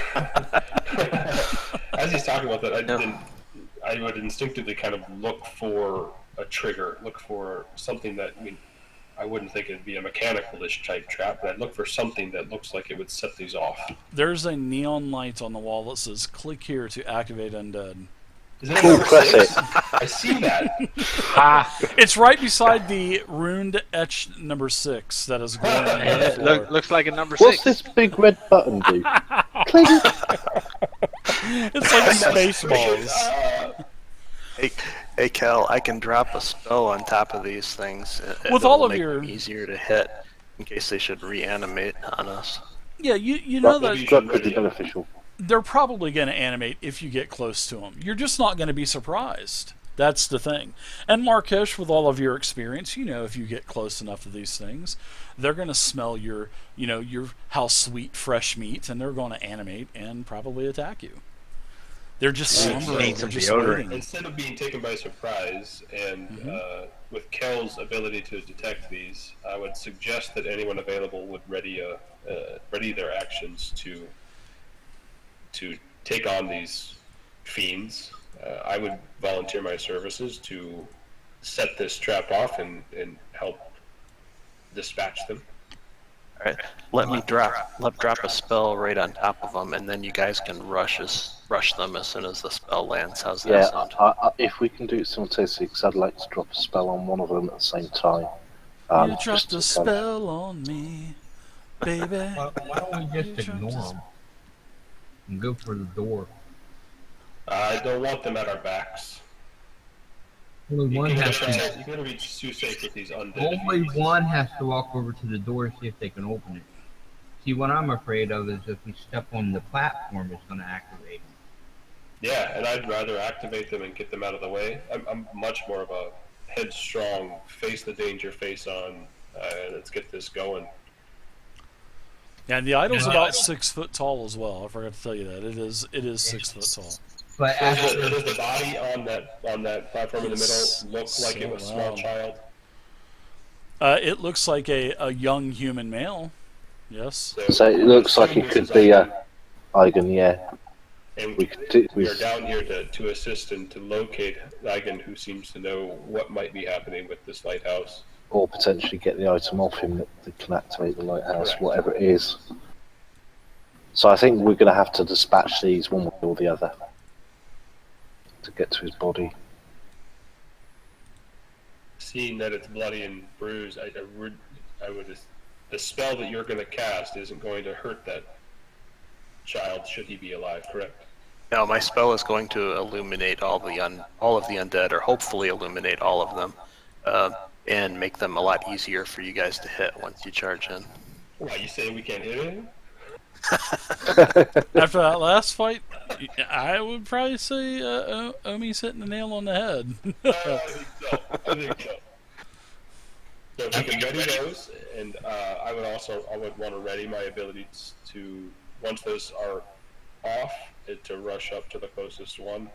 I'll stand at the ready. Alright, I'm going to cast a Fairy Fire and a 20-foot cube on trying getting all three of those undead that Cal pointed out. And as he does that, I'm going to hex skeleton number 2.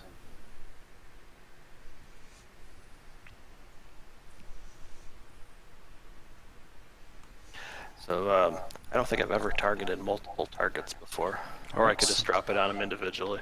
So I'll put this. Well, it's no problem. We'll put this as being your turn. All right, Omi. So there you go. Now you can go ahead and control click those things. There you go. Look at that, boy. There you go. So what are you going to be casting, Omi, out of your repertoire of magical spells?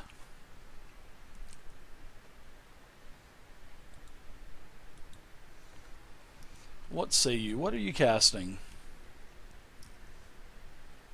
Oh, sorry, I had the wrong button pressed. No problem. I'm casting Fairy Fire on all three of them, and it's a 20-foot cube, so I'm centering it so I get all three of them and not us. Perfect. And when I have multiple enemies targeted, do I just drop the save on one of them and it affects all of them? No, just click on the save. Just click it on. Just Yeah, click just it. click it. Yep, that's all you do. Okay. I think it's the first time I've ever targeted multiples. No. Click it once or twice. Yeah, there you go. Perfect. Now, one of the skeletons actually was successful. Now, and that would be skeleton number 1. So you can go ahead and drop the little pendants on the ones that failed. If you just click on the effect, he'll put it on the 2 failures. Yeah, or you could do that too. Sorry about that. Seeing that you have them targeted. Didn't want to do that. Yeah. So now both of the skeletons will be successful. I guess it doesn't have a effect on that spell. That's weird. All right, so let's see. Let's take a look at Fairy Fire here. It has icons for cast, attack, and save, but I thought when it failed to save, it would automatically put them on there, but I guess it doesn't. Yeah, some spells aren't fully parsed out. So let's see. Any attack roll. Let's see. It's Fairy Fire, 20-foot cube, outline. Any creature also outline a line fails the dex saving throw for the duration. Fixed creature shed dim light. Any attack roll against an affected creature has an advantage if the attacker can see it, and the affected creature or object cannot benefit from being invisible. So, all right, you guys get advantage. So we'll just Just remember to take a note and make an advantage one later, Omi. And for now, we'll just use the ADV button, which is not a problem. All right. I'll create a macro for that later. Sure. What's that? What's that, Marcus? The only one that doesn't affect the skeleton 1, right? Correct. Skeleton Yep. 1 will Gotcha. not be affected. All right. So let's see. You guys go ahead. So as and... they casted that, I would want to, as soon as they were casting, run up and start going to town, start Sure. smashing. I would encourage Shin the same, and we would have picked one of the two to target, and Shin, being in the lead, gets to pick where he wants to go first. Yeah, you guys would have gotten. Gotten the advantage on the undead anyway. So as you guys cast simultaneously and run into the upper part of the chamber, you guys gain a surprise. So we'll go ahead and go right on down the line. So Omi, where are you going to move, Omi? I think I'm gonna stay right there. Okay, so we'll go to Varys. Varys, where are you running to? Can I get by all you guys? Yep, you can run through your companions, absolutely.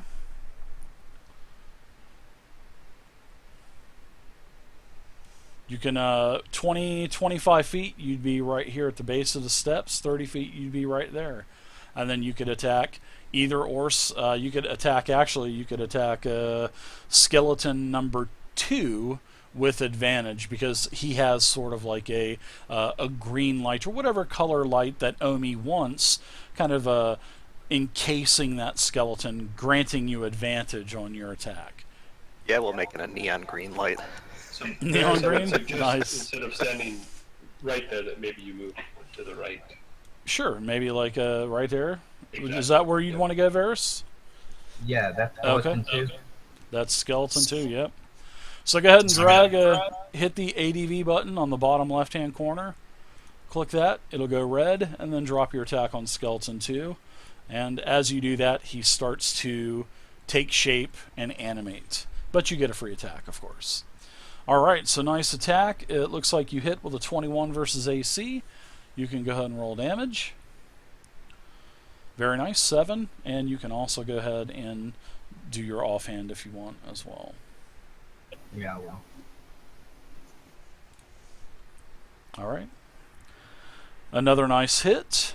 Roll damage. Alright, 4 more. Very good. Skeleton's in pretty bad shape. You actually spun his head around and knocked it off. Bonk. Kind of bounces on the ground. Bonk. He's searching for it with his hand. Yeah, he is. And he finds it and he picks it up. You know what I mean? He picks it Puts up. the thing on backwards. Puts it on backwards, and then he kind of, turns around and looks at you, and then turns back, and then spins, hits himself in the back of the head, and it spins, and like a slot machine, finally slowly stops facing you. Army of Darkness style. Like that zombie in Hocus Pocus. I've never seen it. Marcus, what say you? What do you want to do? So I've Charge in, selected sir, my right? movement on that. Yeah, I'm going to charge up in between everyone here. Whoa. How you know? Sorry, bounced That's one okay. more. I don't care. No problem, dude. There you go. You're up there. There you go. That's where I'd like to be. Don't forget your advantage.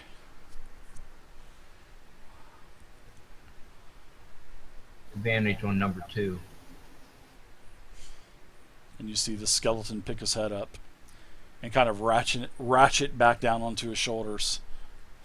I'd actually like to take a swing at the one that didn't stand up yet. I'll use my inspiration to while I'm attacking skeleton 1. I like it. Don't be afraid to use your inspiration. I'm going to give you guys more, so I like it. All right, so go ahead So I'll slam my and attack warhammer away. down onto the ground next to, hopefully shattering this in one blow. That'd be nice if you did. What? You hit with a 13. At least you're not attacking those animated guardians anymore, huh? Yeah, no kidding. Very nice. You made one shot. This thing just shatters. So before we can even get up, I shatter the skull. In a sweeping motion, I shoot all the other skeletal chest legs off towards that magical glowing 6. All right. Very nice. And the magical glowing 6 kind of flares up, and you hear a And this corpse that's half in and out of the pool is now starting to come to life. But the other corpse that is in front of the altar, it is definitely reflected of the descriptions that you've got, and also of the portraits throughout the Sockle Keep Manor. That is definitely Eigen, and it looks like he is dead. He's kind of turned blue a little bit and whatnot too, from being dead. Anything else for you, Mr. Markish? No. All right, Shen, what say you? I see you wanted to move up a little bit. Well, I was intending to, based on the plans to highlight the or the undead creatures, I was going to go and attack the one that was not affected, should they not be affected. But having seen that that one has been obliterated, I will cast Fairy Fire on the ghoul. The ghoul is affected already. Yep, because the guy that was unaffected is dead. Well, the ghoul already has Fairy Fire, so you don't have to do it again. It So has I fairy. click. It's glowing neon green. So I click Sigurd Flame. advantage, right? that Yeah, how that works? advantage and disadvantage doesn't work for anything saving throw based. So you would just Alright, take your 10 and just drop it, just pick it up out of the chat and drop it on that ghoul, and then it'll register if it's successful or not. 10 and Take- drop it on the ghoul. Yep, drop it right on the ghoul. No, I mean the 10 that's already in the chat. Just drop it on the that's ghoul like that. Why did okay. DC 10 because you didn't actually roll it. It doesn't look like it. So yeah, it looks like it was successful. So the first one was a 20. So we'll go ahead and take that first one. All right. Yep. So no damage. For directions. No, you still got more movement. So if you want to take your movement, you can still take more movement if you'd want to. Kellish, your turn. Yep. And I'll approve your movement if you want to move more, Shen. I think you got 15 more feet. There you go. Yep. I'll move right over there. Okay. Okie dokie. I'm going to move up behind Marrakesh, and I'm going to take a swipe at the ghoul skeleton number 2. Okay. Hide behind the meat shield. Well, yeah, we stand there with my shield and of- Nice. stand there, and I'm going to booming blade the skeleton number 2. All right. That's a hit with advantage. Nice. Skeleton boom. Yeah, exactly. Boom. And I'll get my Darkholm's blessing from that as well. All right. Explodes into 1,000 bits of bone. And that was 15. I'm going to step up to the side, so it's kind of split between us. Okay. A little bit. So the ghoul animates. All right. So as the ghoul animates, it does stand up. So half of its movement is used. Can't go where the pillar is. So it's going to stay here. Now, Kellish, give me a 1d10. 1 through 5 will be you. 6 to 10 will be Markish. All right. So Markish, you are going to be clawed. Go ahead. I just said sorry to Marrakesh. That's good. All right. So it's going to claw you, Markish, and it hits with an 18. So you're going to take some slashing damage from the ghoul. You'll take a total of 7 slashing damage, and I'm going to give you a Constitution saving throw. Your Constitution saving throw is successful, but as this happens and the claws dig into your flesh, you can start to feel your muscles and your arms, your legs, everything tense up to where you almost cannot move. And then all of a sudden, with your inner fortitude, your Constitution kicks in, and you're able to shake the effect from the claw attack. Very nice. So, off to Omi. What say you, Omi? All right, I've got a clear shot. Everybody at this. roll initiative. Sorry. Oh, okay. My bad. Roll initiative. So far it's working out perfectly good. Varys, just need you to roll initiative and we'll be good. Alright, so Varys, you can go now.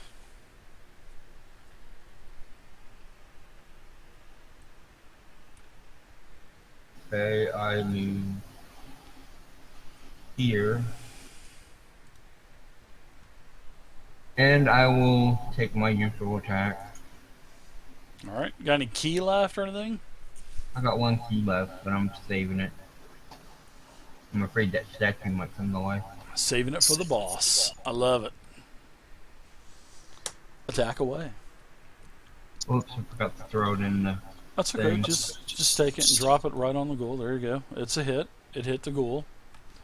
So you can go ahead and roll damage. Not a problem.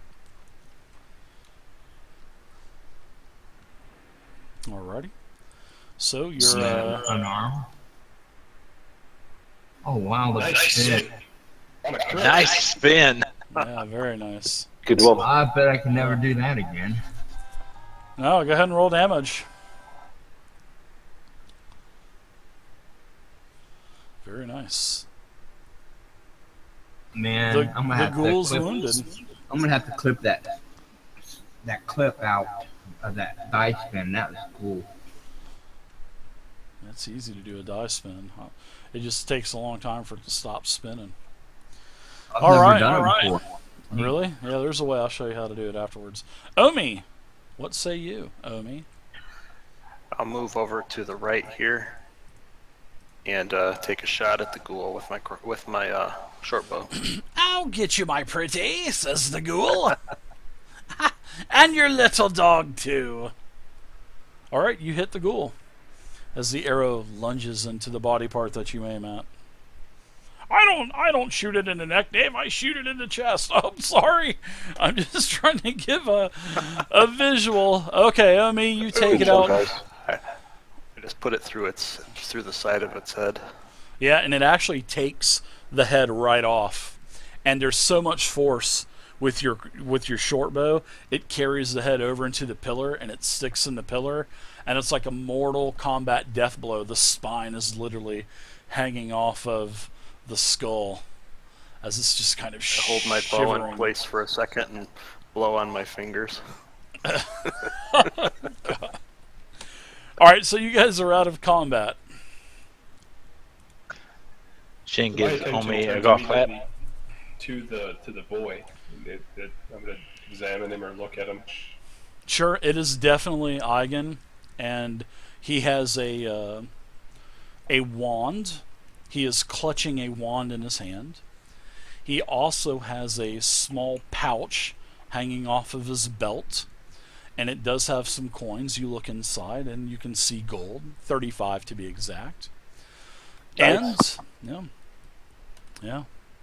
Now, the idol itself is still glowing green. You have the pillars that are decorated, and the pillars are decorated with more of the same, iconage of, the god that you guys have already determined who it is. Anybody remember what the god's name is for a? Dagon. Okay, you can go ahead and add a inspiration to your sheet. That was quick.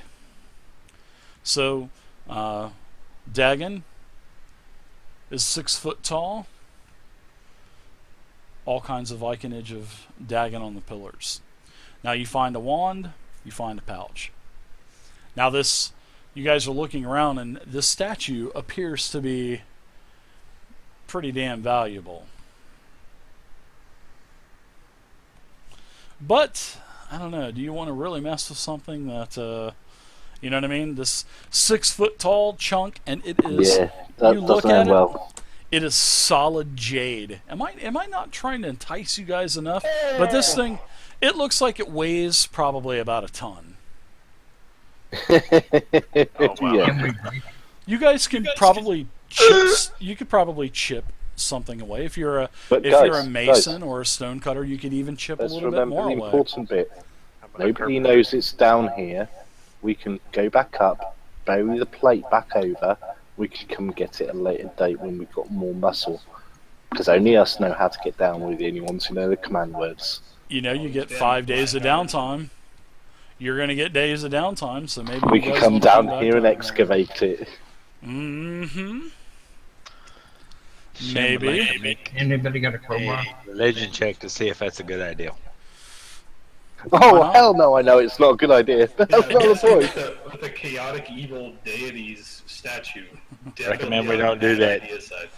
It's not going to come to life and kill you. You know, that's it. I mean, you don't know if it's going to curse you or anything like that, so. We have all his followers chasing us down. Yeah. You don't want to mess with that. I don't examine the water pool.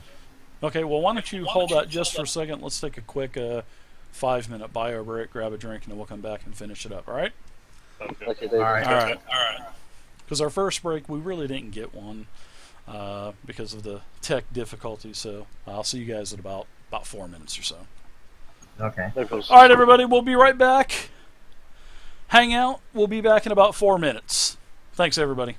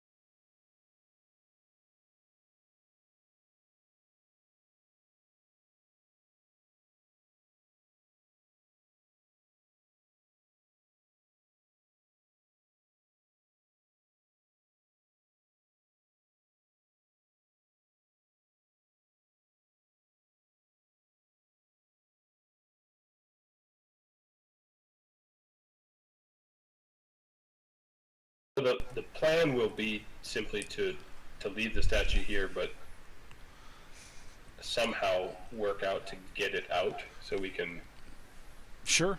Break it up and sell it. fund the building of the temple. Marquesh will take his fair share as a reward for helping, but we'd like to enlist the help of those merchants that we found in the bar before coming over to make wood platforms and ensure the safety of the ability to get this thing out of here. Sure, absolutely. We've also come to the ingredients that it will be worth much more as a whole piece than divided up into pieces. Yeah, that thing probably is going to weigh about a ton or so. So it's going to be a massive undertaking. We got people for that. Yeah. Anything unusual about the water? The water is a little murky. There's a little bit of blood inside of the water, but it's just dirty, murky water. No shiny stuff? Shiny through or anything? No, nothing but that +6 Holy Avenger that is sticking out. I dive into Please take it. that. That the statue's holding in its hand. Yeah, the lady of the well. Yeah, no, I'm not falling for that. Right, I'm going to start setting up a ritual for doing a detect magic to see whether or not there's any magic coming from this statue and also any magic coming from the wands that Ivan's currently clutching. Sure. As What he's is doing everybody that, else doing? We'd like to during the examine the things? boy to see if maybe we can determine how he ended up this way or Nice. something. Yeah, absolutely. So what happened is this. Shin would you- like to move over here and watch this door. Oh, yeah, sure. Shen can Good move. move, and I'm going to unlock the token so you can just move over there by yourself. So, as you are taking a look at young Eigen Sokol, you can see that there is a puncture wound that is on the back of his robe, and you're able to line it up with a very deep wound. Something piercing, maybe a large dagger, maybe a short sword, maybe something from the skeleton. You're not too sure who would have done it, but it was definitely a weapon. Maybe a large dagger or short sword, something like that. But it's Possibly definitely Grim not stabbing him in the a. back. Yeah, and there's also that's basically where the blood has actually ran out of the wound as well and kind of saturated the cloak. So it wasn't hard to tell what killed him, but it was definitely directly in the center of his back.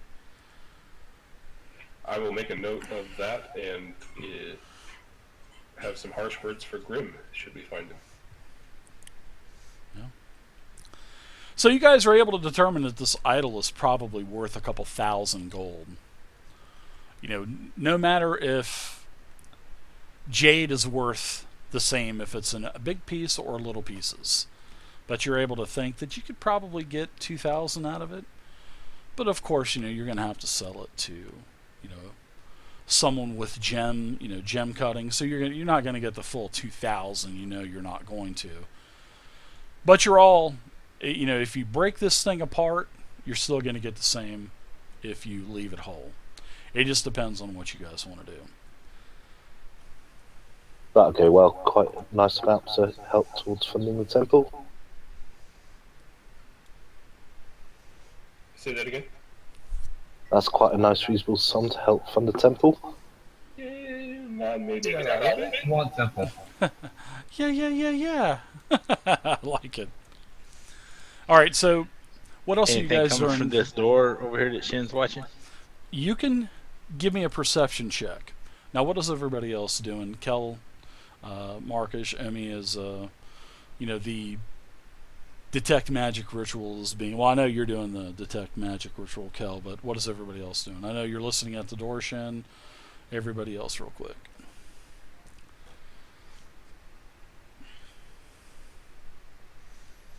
All right, nothing. So 10 minutes goes by, and Kel, the ritual is done. The granite statue does not glow. I'm sorry, the jade statue does not glow. The wand, however, does glow. It has a very deep glow. You could tell that the aura of strands of magic is definitely it's not identifying it, but it's telling you that it is definitely magical. Quite magical, actually. And let's see, I think everything else has been covered. So, your perception check. Was there anything on the boy except the wand? The wand and the bag of coins with 35 gold, yep.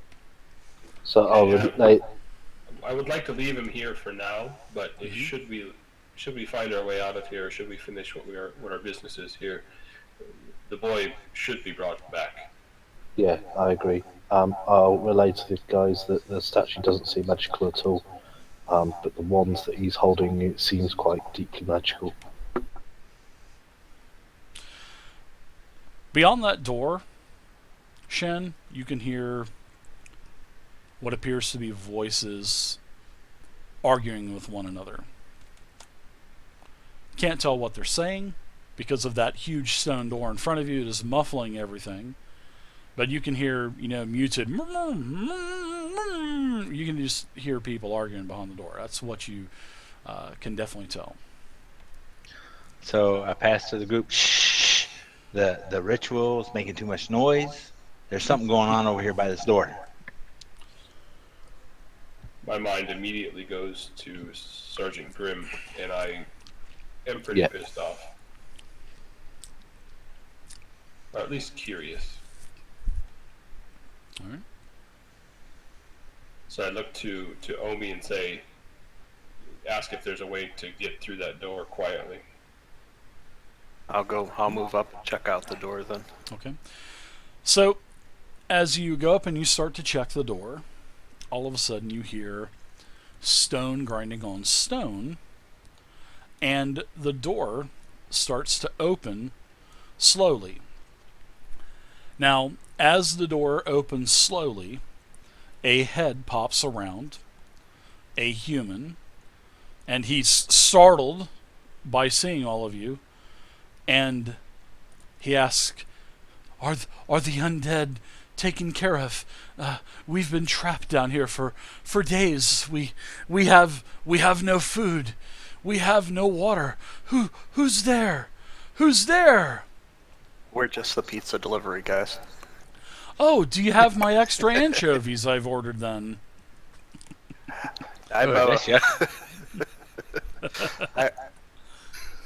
You can scoop a little bit of that ghoul's skin onto it. Land shark, singing telegram. My name's Omi. What are you guys doing down here? Oh, Omi.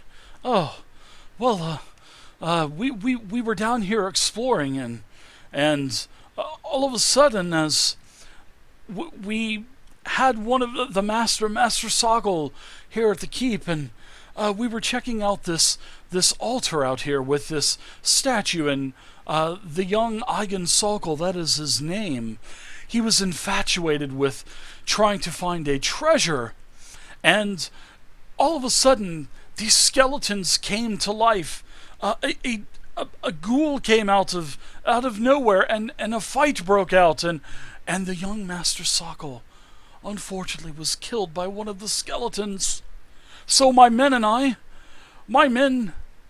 I both ran into this room. I am I take it Sergeant, you are Sergeant Grimm. Ah, yes, yes. Also, want to insight him on that. I'm sure. To see what he's saying is kind of truthful, whether it was the skeletons, the ghouls that killed him, or whether he's kind of covering stuff up.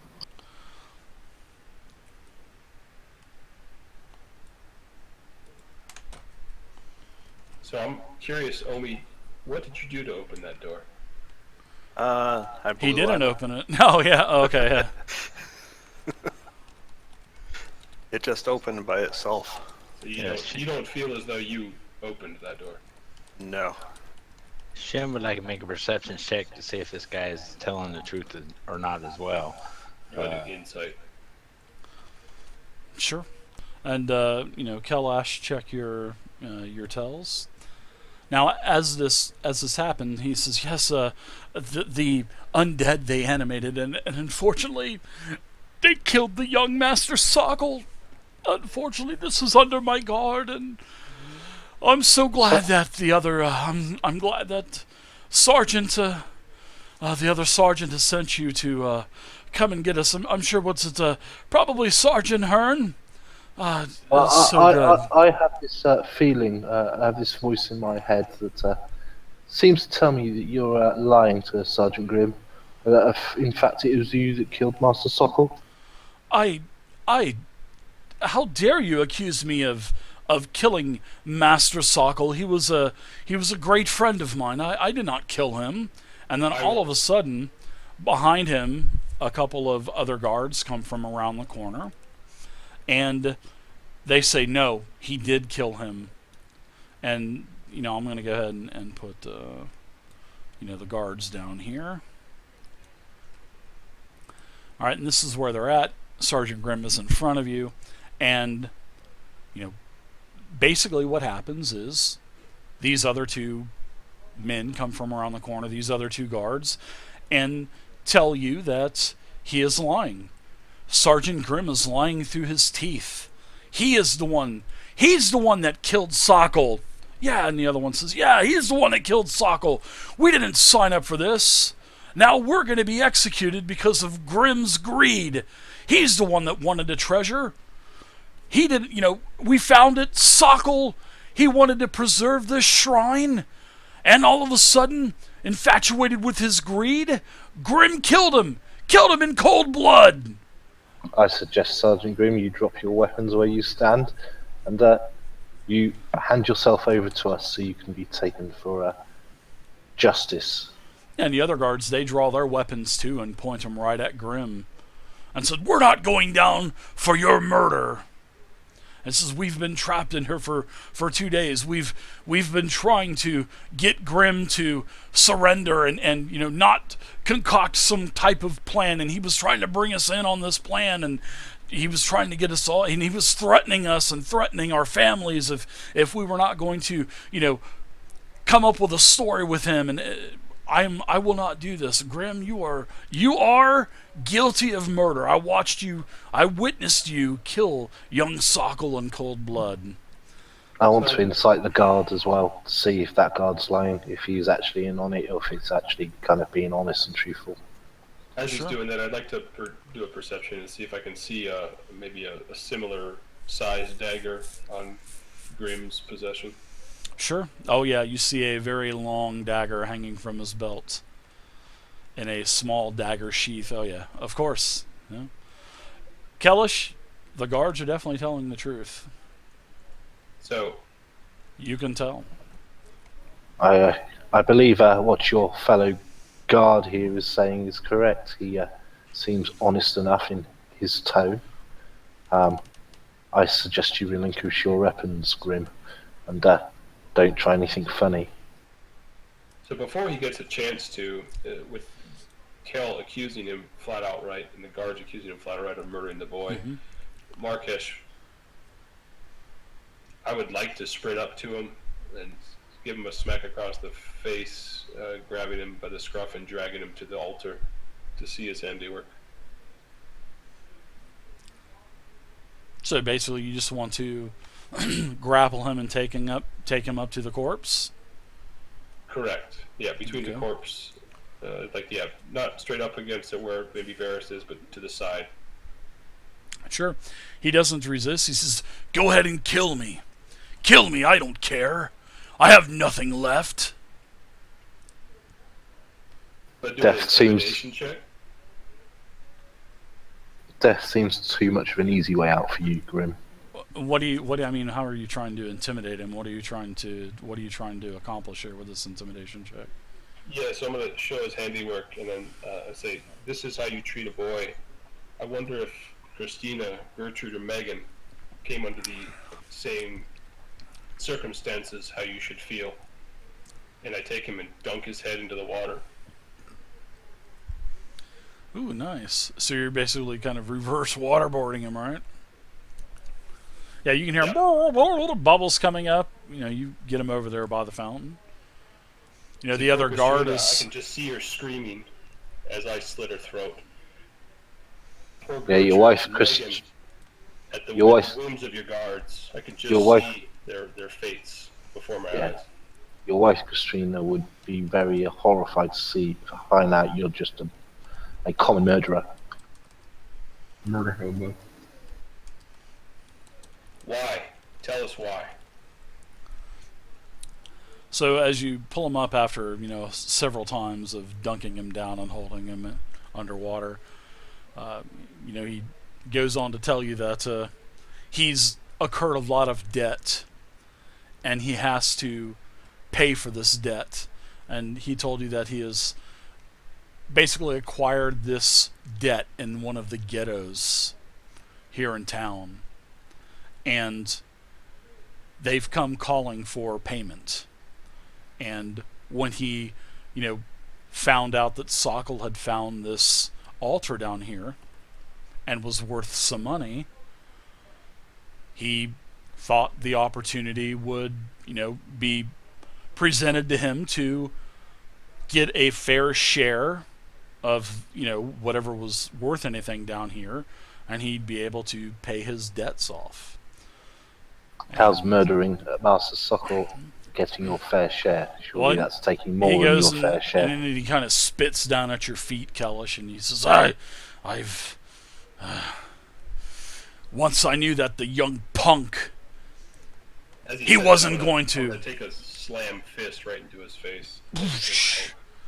He kind of looks at you, and he's got blood coming out of his mouth. One of his teeth is kind of hanging by a piece of flesh, and he says, if you didn't have all of your friends here, I'd make you suffer. But he says, once I found out the young punk, he didn't want to face this. He didn't want to sell anything from down here. He didn't want to loot and pillage. What do you think I'm going to do? Do you think I'm just going to let these goons in the ghetto take my family from me or kill my children as they threatened? No. I'm going to protect my family, so I killed Sokol. That's right! I killed Sokol! I took my dagger and I rammed it right into his back as he squealed. And he laid dead in front of me. So that is why I killed Sokol.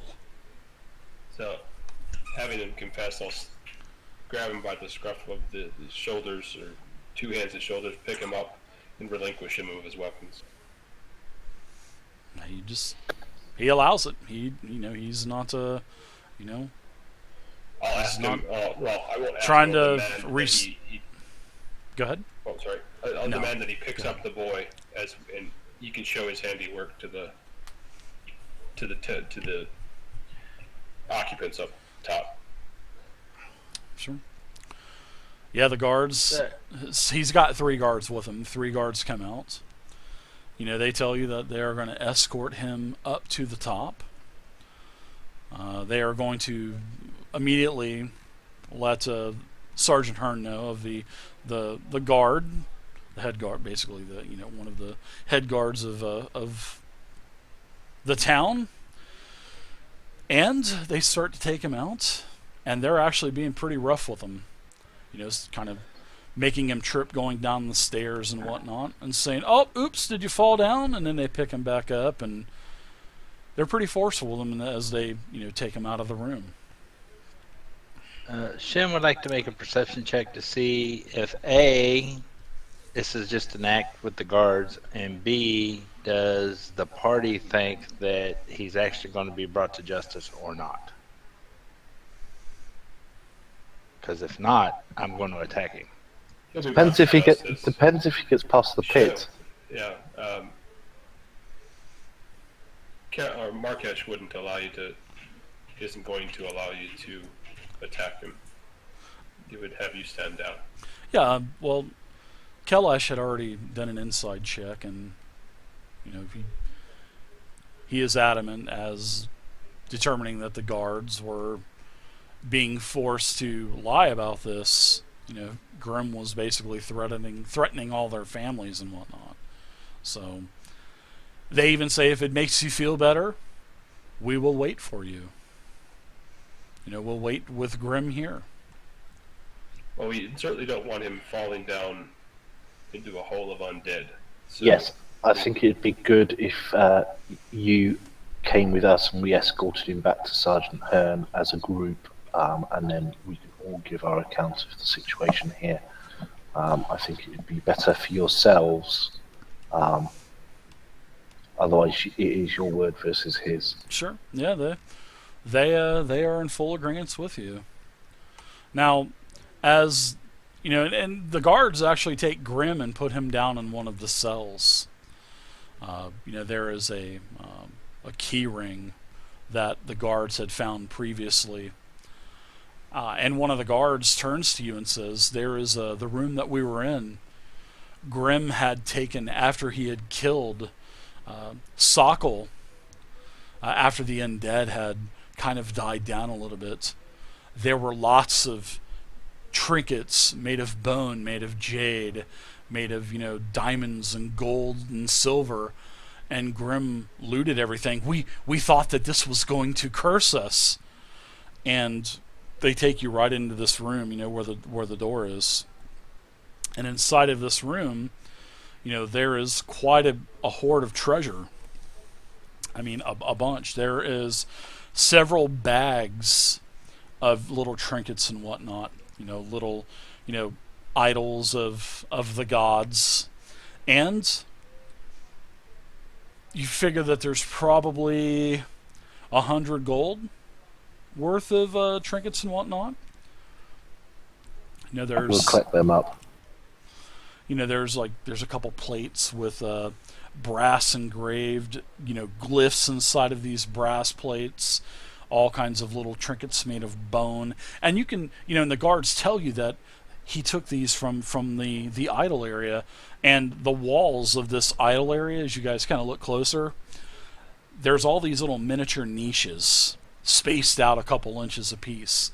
I mean, probably 100 holes of kind of, fill that half circle of that raised area. And that, the guards tell you that that's where all these idols came from, was from all of these little miniature niches. And as they were clearing them out, the undead animated again. And that's when they fell back into this room once again. Lots of valuables, several large bags worth. So Yeah, the we'll guards collect them are up. coming out, and then Omi's going to gather all that up for us. Also, we're going to collect the wand that's in Igon's hand. Yeah, I think we grabbed that already. Yeah. And the gold that he had on him. I would actually, if we're going to allow Sergeant Grimm to come out of this room, would want him to be the one to carry Igon up. Okay. No. He doesn't want to And when go we get- first, but the guards basically rough him up a little bit. And when we go back upstairs, boys, we need to go back to Igon's chambers and pick up that little bag that we found. He would want to be buried with his token of tear, I would believe. I believe so, yes. If that was his, I think he should be buried with that.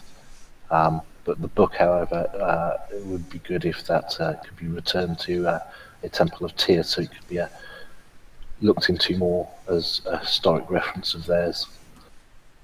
Is there anything else of the arcane within this, Kel? All I detected was the wand, and it's quite strong magical properties. I believe it could be possibly what's used to activate and deactivate the lighthouse. And that being said, I'd like to thank you, whoever you are, young lady, for helping assist in bringing Sergeant Grimm to justice. You obviously knew that he had killed your master. So, as you say that aloud, a spirit appears in front of you, and it is of a beautiful human female, her hair kind of flowing in this wind, and She introduces herself as Hare, Harae. She introduces herself as Hare. And she tells you that she thanks you. She has lost all of her powers. There was once a temple of Tyr down here at one point, and it was basically wiped away. You know, the old temple was wiped away, and this new temple sprang up, and this was hundreds of years ago. And she had died in the Dragon Wars, she explains. But over time, her powers have diminished, and she could not take care of Grimm. And she says, I can't even move anything anymore. All I can do is speak to you. But she tells you that with you finding Grimm, that it has basically unbound her from Sokol. Because when Sokol was a child, he found all of this, stuff for Tyr back up in the other tower. Remember where you found his journal and whatnot? Yep. And that's where Hare was the whole time. And Sokol was just a young boy of 4 or 5 years old, she explains. And she bound herself to him. And she was like his guardian angel, I guess, is how she explains it. But now that he is gone, she is done in this world. I'll ask her, does she know anything about the curse that was placed upon the lighthouse? Was that her to try and get someone's attention to come to his aid? She says, it was me. And she says, the lighthouse is in working order again. I have removed the curse. Thank you, my lady. That is much appreciated. And then she looks over at Omi, and she says, you are more than welcome to take the pouch of money now. Young Master Agen will not need that where he is at now. And she says she's going to meet him. What do you say? Oh, I tell her I apologize for taking it. I did not realize that Agen was actually a true noble, which is not very common these days.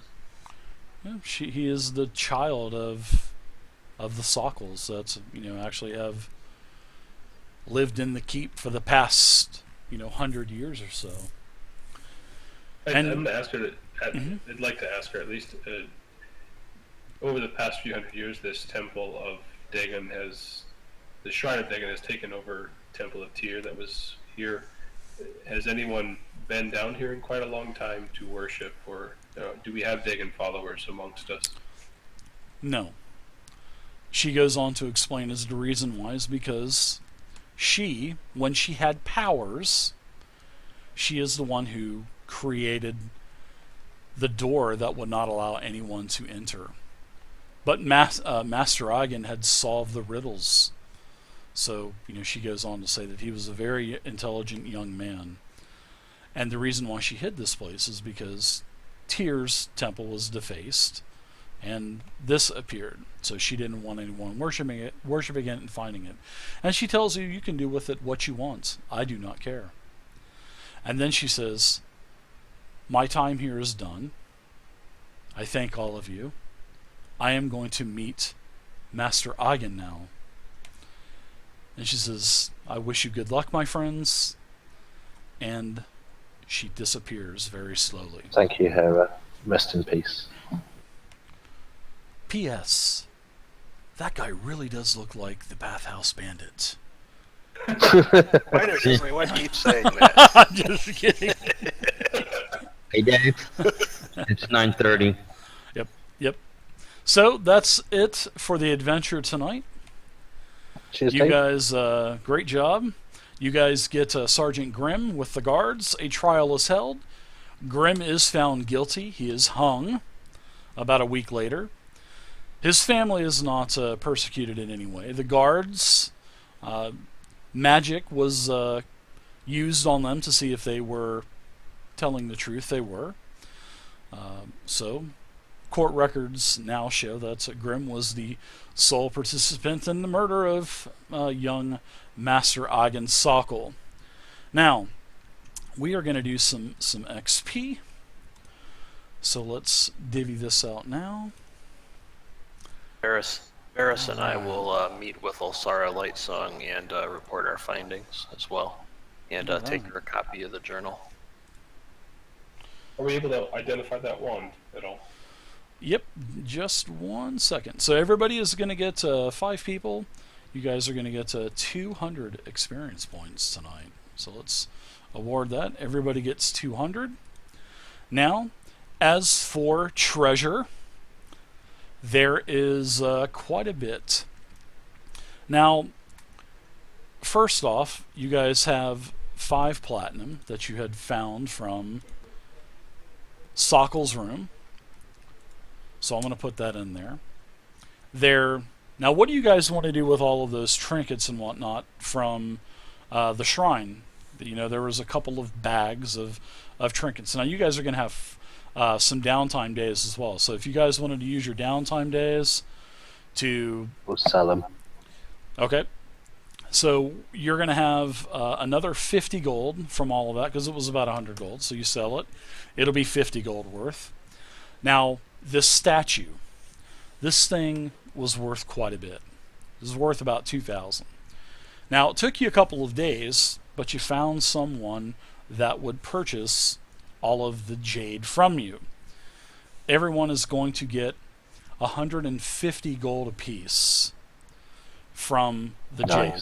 All right, so that's a total of 650 gold you guys are going to split, with 5 platinum pieces that you're going to split. Also, Sergeant Grimm had splint mail armor. If you want Sergeant Grimm's splint mail armor, you can take it, because the guards basically stripped him down except for his skivvies as they were taking him out. So if anybody wants splint armor, you can have that. If not, we'll sell it for half value, which would be 100 gold, because it's 200 gold normally. So what would you guys want to do with that? Does anybody want the splint mail? Splint would be pretty cool. Yeah, that's it. I would be up for keeping it. Okay. If we've got some multiples, then we'll have to worry about it. Yeah, I don't wear armor. All right. Now the wand. Splint, we must keep.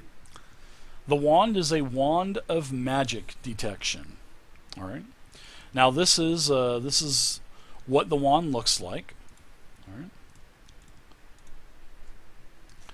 That is what the wand looks like. Birdie. Yep.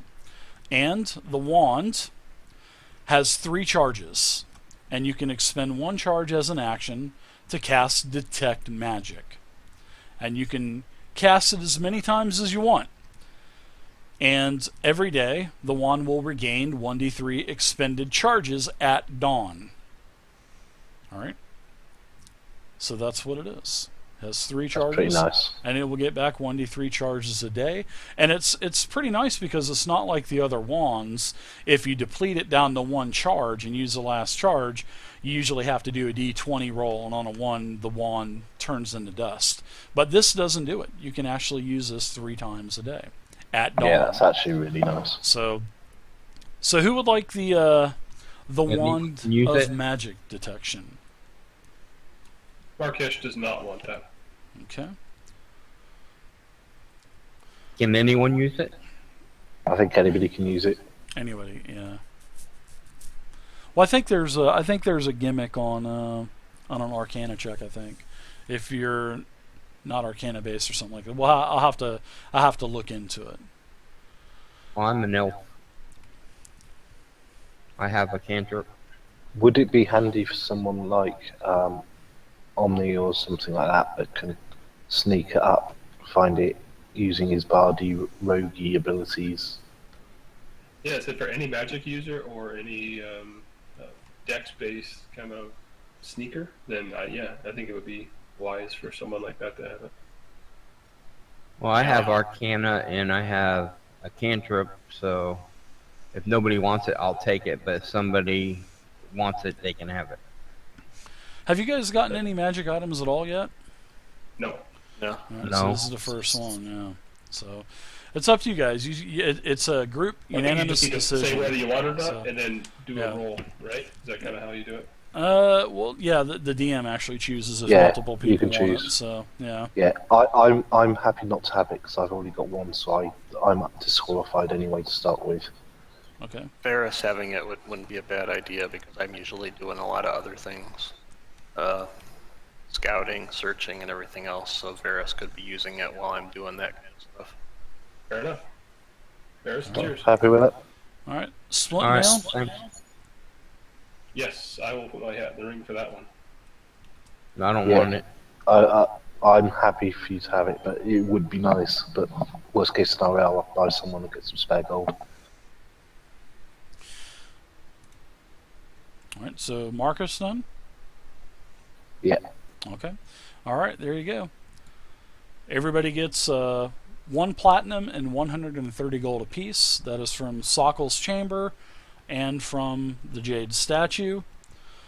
And also 1 magic item, the Wand of Magic Detection. So Varus, on your log sheet tonight, you'll put 1 magic item, write it in the description section.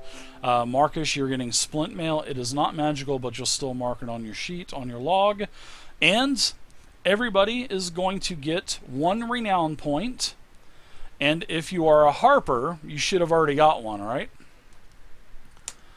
Because So you what found happened- the plate. Remember the plates with the runes on them? That was in that bag of goodies. That is what But the have we- harpers wanted. And Have plus we the been other back to journal town to stuff. turn it in yet? Absolutely. Oh yeah, of course, because Grimm's already been executed and whatnot. So yeah. If you're a So we harper, have 2. you have an extra point if you're a harper. So harper will get 2. Everyone else gets 1. And everybody else will get a total of 4 downtime days, because you've already got, it's the whole adventure's worth 10. First one was 3, second one was 3, and this one's worth 4. So Okay. One quick question. Mhm. You said we got 130 gold and 1 platinum. Yep, it's already been added to your sheet. All right, when we add it to our log sheet, 140. 140? Okay. Yep, 140. 1 platinum is 10 gold. So, all right, guys, great game. So we're Cheers, moving Dave. on. That's awesome. We're Thank moving you for on. the game. Yeah, thanks, guys. I appreciate it. Great amount of treasure this time. So now that we're in the actual looks- meat of the adventure, we'll start getting more magic items and stuff. So, all right, guys. It looks like we're taking Black Friday off. Is that correct? If that is in 2 weeks, yeah, I know that there's a week that I did not post the game. So if it's in 2 weeks, then I won't see you guys in 4 weeks in. So I know that there's an off week. So I'm going to Yeah. rotate an off week for this game this time, and then next time we take a Friday off, it'll be for the Storm King's Thunders game. So I'll just rotate that day off between the 2 different campaigns. Okay, that's cool, Dave. All right. All right, guys. Well, I appreciate you guys playing, and I'll see you guys next time. And if anybody's playing next week, I'll see you for Storm King's Thunder. That's cool. Any What was chance the you session Dave. number for this one? What's that? Oh yeah, it's DDEX DDEX1. Yep, Part 3, the Jade Temple. Yo, And there it is, I put it in chat. I did miss it. I can missed take it. If Yeah. you need to get back to your stream, I can show them after. I put it in Can you chat. Part just- 3, the Jade just Temple. before you go, Dave? Is there any chance of unlocking Volos to access the races? Hold on 1 second. And there you go, DDEX1-2, actually, sorry. DDEX1-2. And this is Part 3, the Jade Temple. Alright, so, what did you want now? Access to Volos for the races. All that stuff should already be, available for you. Not showing. I've got Let Sword me, Coasts, Check. Elemental Evil, and Player's Handbook. You know what? That is because I forgot to activate it. Now you should be able to Awesome. activate Cheers. it. Alright. All right, guys. I'm heading into work. Take care. How many Have a downtime good days one. did you say we had? 4 days. 4.